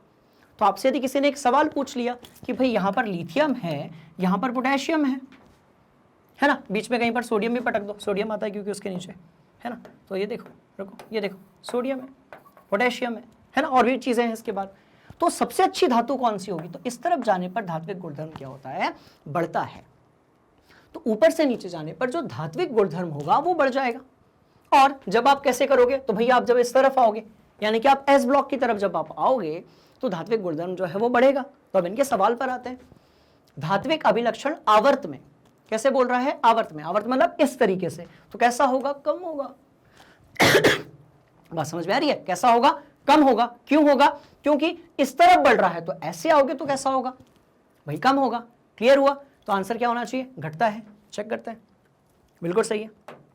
अब देखिए अब ये कह रहे हैं कि जो हीलियम है, आर्गन है या फिर नियॉन गैस है, इनकी क्या गुणधर्म है, ये किस प्रकार की गैसें होती हैं, है ना। तो ध्यान से देखिए, तो अभिक्रियाशील है, कम अभिक्रियाशील है, निष्क्रिय है या कम निष्क्रिय है। तो देखिए ये कोई यौगिक बनाती ही नहीं है। क्यों नहीं बनाती है? क्योंकि इनकी जो संयोजकता है वो 0 है, 0 है। तो कोई भी ऐसा तत्व जिसकी संयोजकता जो है वो यदि 0 होती है, ठीक है, तो इसका मतलब ये हुआ कि उसका जो रासायनिक क्रियाशीलता है वो बहुत कम है, नहीं के बराबर है। वो किसी यौगिक का निर्माण ही नहीं करेगी, वो रिएक्टिव नहीं होगी बहुत ज़्यादा। इसीलिए आपने जो निष्क्रिय गैसेस होती हैं, ठीक है, जो निष्क्रिय गैस होती है आपकी, उत्कृष्ट गैस होती है, उसके आपने यौगिक ही नहीं देखे होंगे। बात समझ में आई? तो हीलियम, आर्गन और नियॉन ये कैसी है भाई? उत्कृष्ट गैस है। तो यदि ऐसा है तो ये कैसी होंगी? निष्क्रिय होंगी। निष्क्रिय होंगी इसका मतलब ये कि इनकी जो केमिकल रिएक्टिविटी है, रासायनिक क्रियाशीलता है, वो बहुत कम होगी। तो आंसर क्या होना चाहिए भाई? ग होना चाहिए। चेक करते हैं, बिल्कुल सही है। अब देखिए, अब अगला जो है वो ये है कि समूह में ऊपर से नीचे जाने पर परमाणु का जो साइज है उसमें क्या होता है। ऊपर से नीचे जाने पर जस्ट 2 मिनट पहले हम लोगों ने डिस्कस किया था कि जब हम ऊपर से नीचे जाते हैं तो जो क्रमांक है, ठीक है, वो तो बढ़ता ही है, पर जो आकार है, जो त्रिज्या है, जो साइज है, वो भी क्या होता है? तो भाई वो भी बढ़ता है। समझने की कोशिश करते हैं। भाई आपने लिखा हाइड्रोजन, फिर आपने लिखा लिथियम, उसके बाद क्या लिखा? सोडियम, फिर आपने लिखा पोटेशियम। 1 हो गया, 3 हो गया, 11 हो गया, 19 हो गया। इलेक्ट्रॉनिक विन्यास, आपके हर क्वेश्चन का जो आंसर है वो छुपा हुआ है इलेक्ट्रॉनिक विन्यास में। तो 1 लिखा, फिर क्या ना लिखा, फिर 2 और 1 लिखा, फिर कैसे लिखा? तो 2 लिखा, 8 और फिर 1, इसी तरीके से 2, 8, 8 और ये यहाँ पर 1। तो अब क्या देख रहे हैं कि जैसे जैसे आप ऊपर से नीचे की तरफ जा रहे हैं, जो कोशों की संख्या है वो बढ़ रही है। मतलब ये कि आप जब हाइड्रोजन की बात करेंगे तो यहाँ पर आप 1 बनाएंगे ऐसे, और लिथियम में क्या होगा? फिर लिथियम में पहला बनेगा और दूसरा बनेगा। इसी तरीके से जो सोडियम है उसमें क्या होगा? पहला बनेगा, दूसरा बनेगा, तीसरा बनेगा। पोटेशियम में क्या होगा? 1, 2, 3 और 1, 4। तो जैसे जैसे कोशों की संख्या बढ़ेगी, जो त्रिज्या है ना, सबकी जो त्रिज्या है वो कैसी होने लगेगी भाई? वो भी बढ़ने लगेगी। तो अब ये क्या पूछ रहे हैं? परमाणु का जो साइज यानी कि आकार है, इसमें क्या परिवर्तन आ रहा है? तो आकार कैसा हो रहा है? तो भाई बढ़ रहा है, इस तरफ जाने पर बढ़ रहा है। तो अब क्या सवाल होगा? बात समझ में आई? मतलब ये कि जब आप ऊपर से नीचे की तरफ जाओगे तो जो आकार है वो क्या हो रहा है स्टूडेंट्स? भाई वो बढ़ रहा है ना। तो यही हमारा क्या होगा? आंसर होगा। इसको चेक कर लेते हैं, बिल्कुल सही है ना। चलो अब देखो, अब ये देखो, अब क्योंकि हम बहुत देर से जो है वो आवर्तों में चलन के बारे में देख रहे थे, अब हम आ जाते हैं, है ना, कुछ ऐसे क्वेश्चंस की तरफ जिसमें हमने आवर्त सारणी जो है उसकी यात्रा को देखा था। और इसमें एक बड़ा योगदान किसने दिया था? डॉबे-राइनर ने, है ना। तो इन्होंने क्या पूछा है कि समान गुणधर्म वाले तत्वों को 3-3 के समूह में वर्गीकृत किया गया। बिल्कुल सही बात है। इस समूह को क्या कहते हैं? तो कॉमन सेंस वाला क्वेश्चन है। आप यदि 3-3 का ग्रुप बनाएंगे तो आप उसे त्रिक कहेंगे, अष्टक तो नहीं कह सकते ना। और दिया किसने? जब डॉबे-राइनर ने, तो मेंडलीव और मोस्ले आएगा ही नहीं। बात समझ में आ रही है? तो कहा है कि डॉबे-राइनर ने समान ग्रुप वाले, समान गुण वाले, गुणधर्म वाले जो तत्व हैं उसको 3-3 के समूह में वर्गीकृत किया है। तो समूह को क्या कहते हैं? त्रिक कहते हैं। ठीक है, इसके ऊपर एक पूरा का पूरा डिटेल जो क्लास और वीडियो है वो बनाया जा चुका है। आप उसको मैग्नेट ब्रेन्स हिंदी, ठीक है, इस प्लेटफॉर्म पे जाकर देख सकते हैं। बात समझ में आ रही है? तो डॉबे-राइनर के समान गुणधर्म वाले तत्वों को 3-3 के समूह में वर्गीकृत किया गया और इसको क्या कहा गया? त्रिक कहा गया, है ना। चेक करते हैं, बिल्कुल सही है। चलिए अब आगे बढ़ते हैं। तो अभी अगला सवाल क्या है? अगला सवाल क्या है आपका? आबंध बनाते समय अधातुएं इलेक्ट्रॉन ग्रहण करते हैं, अतः विद्युत ऋणात्मक होते हैं, उदासीन होते हैं, धनात्मक होते हैं, इनमें से कुछ नहीं होता है। ठीक है, तो इसको देखते हैं अपन। भाई बात किसकी हो रही है? अधातुओं के बारे में बात हो रही है। ठीक है, तो ध्यान से देखिएगा, जो धातुएं होती हैं, है ना, जो आपकी धातुएं होती हैं और अधातुएं होती हैं। ठीक, बात समझ में आ रही है? धातुएं होती हैं और क्या होती हैं भाई? अधातुएं होती हैं। क्या अंतर है इन दोनों में? ये जो है वो इलेक्ट्रॉन को दान करती है, और ये जो है दान करती हैं, या आप ये कर लो त्याग करती हैं, है ना। और ये जो होती हैं ये बड़े कंजूस होते हैं। कौन सी? अधातुएं बड़ी कंजूस होती हैं। ठीक है, तो ये क्या करती हैं? ग्रहण करती हैं। बात समझ में आ रही है? क्या करती हैं भाई? ग्रहण करती हैं। है ना। तो देखो जिसने इलेक्ट्रॉन को ग्रहण किया वो कैसा होगा, देखिए इलेक्ट्रॉन के ऊपर मैंने ऐसे नेगेटिव भी लिखा हुआ है, ये इलेक्ट्रॉन के आवेश को दर्शाता है, ठीक है। तो जो इलेक्ट्रॉन है वो कैसा कण है भाई, वो नेगेटिव है, वो ऋणात्मक है ना। तो इन्होंने कहा जो इलेक्ट्रॉन को ग्रहण करते हैं वो कैसे होंगे, तो विद्युत भाई ऋणात्मक होंगे। आप यदि कहीं से ऋणात्मकता जो है उसको यदि आप ग्रहण करेंगे तो वो भी कैसा हो जाएगा भाई, नेगेटिविटी आप गेन करेंगे तो आप भी नेगेटिव हो जाएंगे, है ना। तो इस तरीके से इलेक्ट्रॉन को यदि आपने गेन किया तो कैसे हो जाएंगे भाई, वो ऋणात्मक हो जाएंगे। तो यही हमारा आंसर होना चाहिए, ठीक है, बिल्कुल सही है। चलो आगे बढ़ते हैं। अब देखो, अब बात किसके बारे में हो रही है, धातु के बारे में हो रही है। तो इसका जस्ट ऑपोजिट होगा जो हमने पिछले वाले क्वेश्चन में देखा था। और पिछला सवाल क्या था, उसमें देखा था हमने कि जो अधातुएं होती हैं वो विद्युत ऋणात्मक होती हैं। तो जो धातु होंगी भाई वो कैसी होंगी, ठीक है, ऋणात्मक तो होंगी नहीं, तो कैसी होंगी, धनात्मक होंगी। तो यही हमारा आंसर होना चाहिए क्योंकि इलेक्ट्रॉन्स को डोनेट करती है ना। अब ध्यान से देखो अगला सवाल। अब ये कह रहे हैं कि तत्वों की जो आवर्त सारणी के प्रारंभिक विकास में किसका प्रमुख तरीके से योगदान रहा है, ठीक है। तो अब इसमें एक थोड़ा सा डाउट आता है, कई बार बच्चे पूछते हैं कि सर सबसे पहले जो है वो डोबेराइनर ने किया था, है ना, उन्होंने जमाना स्टार्ट किया, उन्होंने जमाना शुरू किया तत्वों को, तो उनका योगदान सबसे ज्यादा होगा। बट ऐसा नहीं है। डोबेराइनर की जो आवर्त सारणी है उसको हम आवर्त सारणी जो है वो नहीं मानते हैं, हम उसको एक ऐसा समूह मानते हैं जिसमें तत्वों को 3-3 के ग्रुप में या समूह में अरेंज किया गया था, है ना। उसके बाद जो न्यूलैंड्स थे उन्होंने अष्टक का सिद्धांत दिया, तो उसको भी हम आवर्त सारणी, कहीं पर कुछ लोग यूज करते हैं कि भाई हाँ ये आवर्त सारणी है, ठीक है, पर वो आवर्त सारणी नहीं है। पहली बार जो आवर्त सारणी है वो किसने बताई भाई, वो बताई आपके मेंडलीफ ने। बात समझ में आ रही है, ठीक है। और जो आधुनिक आवर्त सारणी है वो किसने बताई, तो वो है आपके हमारे हेनरी मोसले। तो इसका मतलब जो आवर्त सारणी है उसका जो प्रारंभिक विकास है, आवर्त सारणी तत्वों का समूह में बनना, वो आवर्त सारणी नहीं है। वो आवर्त सारणी का बहुत ज्यादा बेस है जिसके बारे में बात की थी डोबेराइनर ने और किसने, न्यूलैंड्स ने। पर जो एक्चुअल कहानी है, जो रियल कहानी है वो ये है कि आवर्त सारणी के रूप में सबसे पहले किसने बनाया भाई, तो मेंडलीफ ने बनाया। तो यहां पर आपको डोबेराइनर नहीं लिखना है, यहां पर आपको मेंडलीफ लिखना है। बात समझ में आ रही है, देखिए तो ये हमारा आंसर है, ठीक है। चलो अब देखो अगला सवाल क्या कहता है कि न्यूलैंड्स ने परमाणु द्रव्यमान के आधार पर 8 तत्वों का एक समूह बनाया और 8वें तत्व का जो गुणधर्म होगा वो पहले तत्व के गुणधर्म से मेल खाता होगा, जिसके बारे में हम एक डिटेल वीडियो बना चुके हैं, है ना। तो इसे न्यूलैंड्स का कौन सा सिद्धांत कहा जाता है, तो भाई सीधी सी बात है, जब बात 8 की होगी तो अष्टक ही तो होगा ना। जब 8 की बात होगी तो भाई वो क्या होगा, वो अष्टक होगा। तो इसे हम कहते हैं न्यूलैंड का कौन सा सिद्धांत, तो भाई अष्टक सिद्धांत। बात समझ में आ रही है, मतलब ये न्यूलैंड्स ने क्या किया था, 8-8, है ना। उन्होंने ये कहा कि जो पहला तत्व है और जो 8वां है उसके जो गुणधर्म होंगे वो कैसे होंगे, वो एक जैसे होंगे। तो उन्होंने स्टार्ट किया, अच्छा बड़ी अच्छी तरीके से उन्होंने सा रे गा मा पा धा नी और फिर से सा आ गया। तो ऐसे उन्होंने कहा कि पहला और 7वां सा रे गा मा पा धा नी और 8वें नंबर का जो है वो फिर से सा हो गया। तो उन्होंने वो संगीत से, म्यूजिक से वो कॉन्सेप्ट को उन्होंने वहां से उसकी हेल्प ली। इसका मतलब पहला और जो 8वां है उसकी जो प्रॉपर्टीज या गुणधर्म है वो एक जैसे होंगे, है ना। तो उन्होंने क्या किया, 7-7 का ग्रुप बनाया, उनके आवर्त में 7 आते थे, उसके बाद फिर जो 8वां होता था वो उसी समूह में आता था जो पहला था।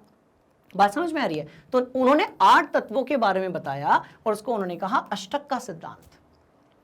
तो ये बहुत ही आसान सवाल है क्योंकि जब बात न्यूलैंड्स की होगी तो सबसे पहले बात होगी अष्टक के सिद्धांत, है ना। आगे बढ़ते हैं, देखिए क्रॉस चेक करते हैं, बिल्कुल सही है। चलिए अब देखिए, सबसे पहले प्लेटिनम को उत्प्रेरक के रूप में किसने पहचाना, सबसे पहले प्लेटिनम को उत्प्रेरक के रूप में किसने पहचाना, तो भाई किसने पहचाना, डोबेराइनर ने पहचाना। बात समझ में आ रही है। डोबेराइनर ने बताया कि जो प्लेटिनम है वो एक अच्छा उत्प्रेरक हो सकता है। बात समझ में आ रही है। चलिए तो यही हमारा आंसर है, बिल्कुल सही है। चलो अब देखते हैं, अब ये देखना है हमें कि अधातु गुण के अनुसार बढ़ते क्रम में सजाएंगे उन सबको। तो हमने ये देखा कि जो अधातु गुणधर्म होता है वो इस तरफ बढ़ता है और ऐसा बढ़ता है। स्टूडेंट्स, ये जो सवालों में मैं इस तरीके से एरो लगा रहा हूं, इसको आप अपनी कॉपी में जरूर नोट करें।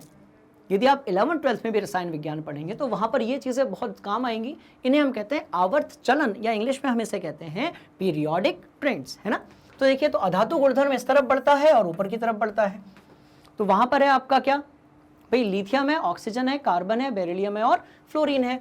तो सबसे पहले क्या आ गया आपका, लिथियम आ गया, फिर आ गया बेरिलियम, है ना। इसके बाद कौन सी चीज होगी, तो भाई कार्बन होगा, देन ऑक्सीजन होगा, फिर फ्लोरीन होगा। बोरॉन वगैरह बीच से उन्होंने हटा दिया है, ठीक है।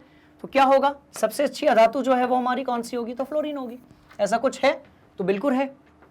तो हमारा जो ऑप्शन नंबर सेकंड है ना, ये बिल्कुल सही होना चाहिए। क्लियर हो गया, इसका मतलब ख जो है वो सही होगा। तो सबसे अच्छी जो अधातु है वो कौन सी है, तो वो है आपकी फ्लोरीन, ठीक है। अच्छा, जो सबसे अच्छी अधातु होगी उसकी विद्युत ऋणात्मकता भी सबसे ज्यादा होगी।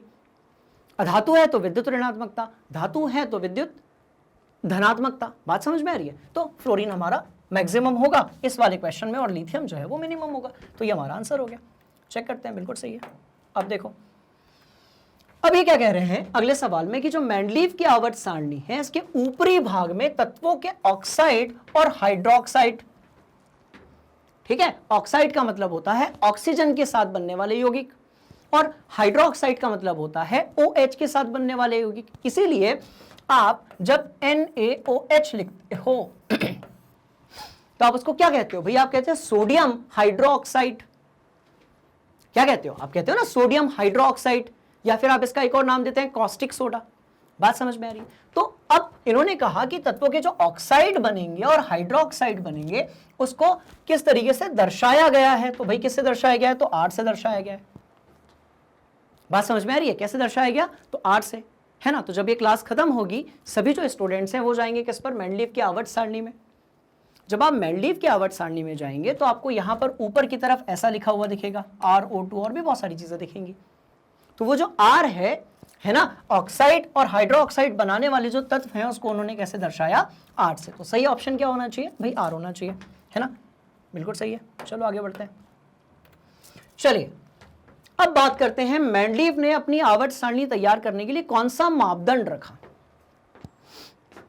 बात हो रही है किसकी, भाई मेंडलीव की बात हो रही है ना। तो मेंडलीव ने परमाणु द्रव्यमान को आधार बनाया था और हेनरी मोसले ने जो आधुनिक आवर्त सारणी है वो बनाने के लिए परमाणु क्रमांक को आधार बनाया था। तो जब भी बात होगी किसकी, मेंडलीव की आवर्त सारणी की, तो हम बात करेंगे भाई परमाणु द्रव्यमान की, कि परमाणु द्रव्यमान यदि बढ़ेगा, ठीक है, तो उस तरीके से जो मेंडलीव की आवर्त सारणी है वो आगे अपने आरोही क्रम में जो है वो बढ़ने लगेगी। तो आंसर क्या होगा भाई, परमाणु द्रव्यमान होगा, है ना। ध्यान से देखो, तो यही होना चाहिए, बिल्कुल सही है। अब स्टूडेंट्स हम ना बहुत देर से क्वेश्चंस कर रहे हैं, ठीक है। अब ना आप मुझे बताइएगा कि जिस तरीके से हम क्वेश्चंस कर रहे हैं क्या ये आपके कनेक्ट हो पा रहा है, पहली बात। अच्छा, दूसरी बात ये है कि आपको यदि पीरियोडिक टेबल यानी कि आधुनिक आवर्त सारणी की समझ है, क्योंकि आपने ये देखा होगा हमने कम से कम 20 से 30 ऐसे क्वेश्चंस किए हैं जिसमें हमने ये देखा है कि जो आवर्त में आगे पीछे होने पर क्या होता है और समूह यानी कि वर्ग में ऊपर नीचे होने पर क्या होता है ना। और उसको हम क्या कहते हैं, आवर्त चलन। जैसे धात्विक गुणधर्म एक आवर्त चलन है, विद्युत ऋणात्मकता एक आवर्त चलन है, ऐसे ही जो आकार है या त्रिज्या है वो एक आवर्त चलन है, जिसमें आप ऊपर से नीचे जब जाते हो तो वो बड़ा हो जाता है, कौन, तत्व आपका।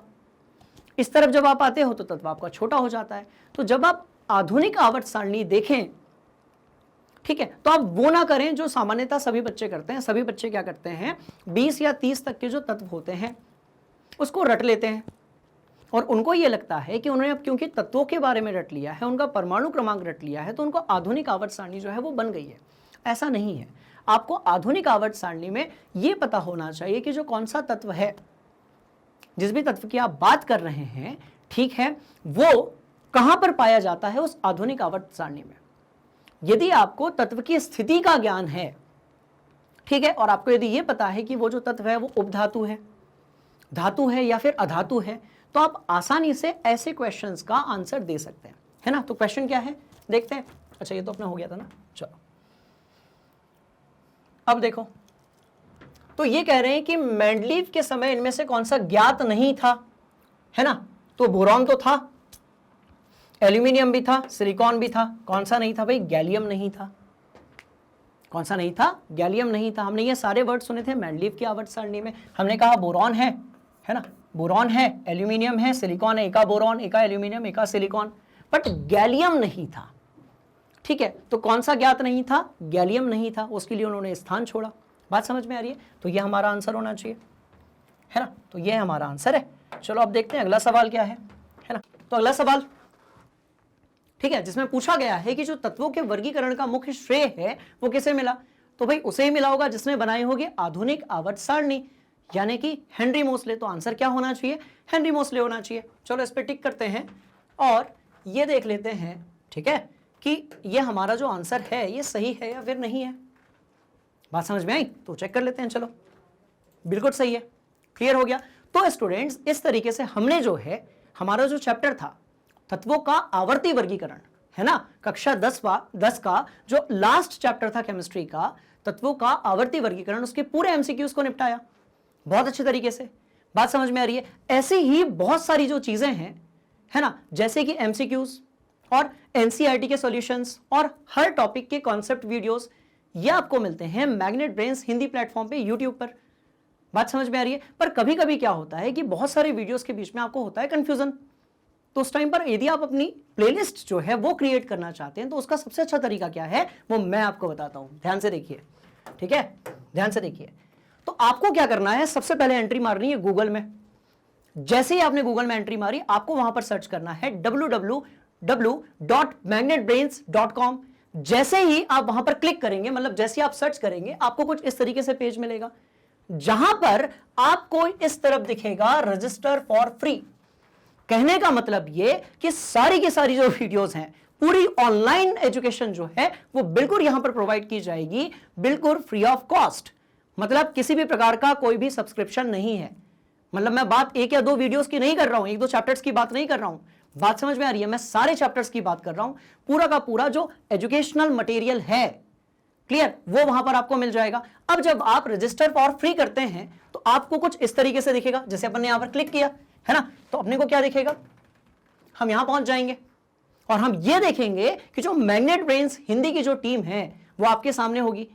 ठीक है। अब यदि आपको वहां पर सामाजिक विज्ञान पढ़ना है तो आप यहां पर क्लिक कर दीजिए। कुछ इसी तरीके से आपको यदि रसायन विज्ञान पढ़ना है तो आप यहां क्लिक कर दीजिए। जब आप यहां क्लिक करेंगे तो आपके सिलेबस में जितना भी कंटेंट है, जो भी आपका सिलेबस है, जो भी पाठ्यक्रम है, उसके हर तरीके के वीडियोस जो हैं वो आपको मिलेंगे मैग्नेट ब्रेन्स हिंदी प्लेटफॉर्म पर, है ना। मान लेते हैं कि आपको रसायन पढ़ना है, आपने यहां क्लिक किया, भौतिकी के लिए आपको इधर करना पड़ेगा। जैसे ही आपने यहां पर क्लिक किया तो आपको कुछ इस तरीके से मिलेगा। मतलब आपका जो चैप्टर है उसके कंटेंट वीडियोस मिलेंगे, one shot video, one shot revision videos मिलेंगे, एनसीईआरटी की एक्सरसाइज के सॉल्यूशंस मिलेंगे, प्रीवियस ईयर के क्वेश्चंस मिलेंगे। मतलब हर वो चीज जो आपके एग्जाम में आने वाली है, जो आपके नॉलेज को बढ़ाएगी, है ना, ये वहां पर आपको अवेलेबल होगी। तो बात समझ में आ रही है। तो जब देखो कौन सी चीजें, ये सारी चीजें मिलेंगी। क्लियर हो गया। तो यहां से आप अपनी एग्जामिनेशन की बहुत बढ़िया तरीके से तैयारी कर सकते हैं और एग्जामिनेशन में आप बिल्कुल धमाका कर सकते हैं। ये सारी चीज, ठीक है, ये लेकर आई है मैग्नेट ब्रेन्स हिंदी की टीम आप लोगों के लिए, और वो भी बिल्कुल फ्री ऑफ कॉस्ट।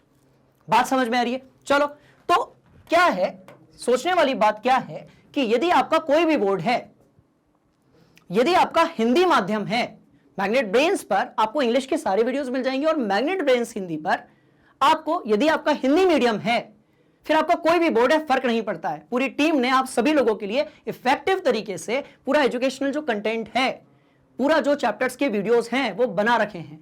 बात समझ में आ रही है। तो यदि आपका हिंदी मीडियम है, आपका कोई भी बोर्ड है, आप किसी भी क्लास में हैं, तो मैग्नेट ब्रेन्स हिंदी आपको प्रोवाइड करता है कक्षा 6वीं से लेकर कक्षा 12वीं तक हर विषय, हर टॉपिक, हर चैप्टर के बारे में जितने भी प्रकार के क्वेश्चंस होते हैं उन सबका सॉल्यूशन कहां पर, मैग्नेट ब्रेन्स हिंदी पर।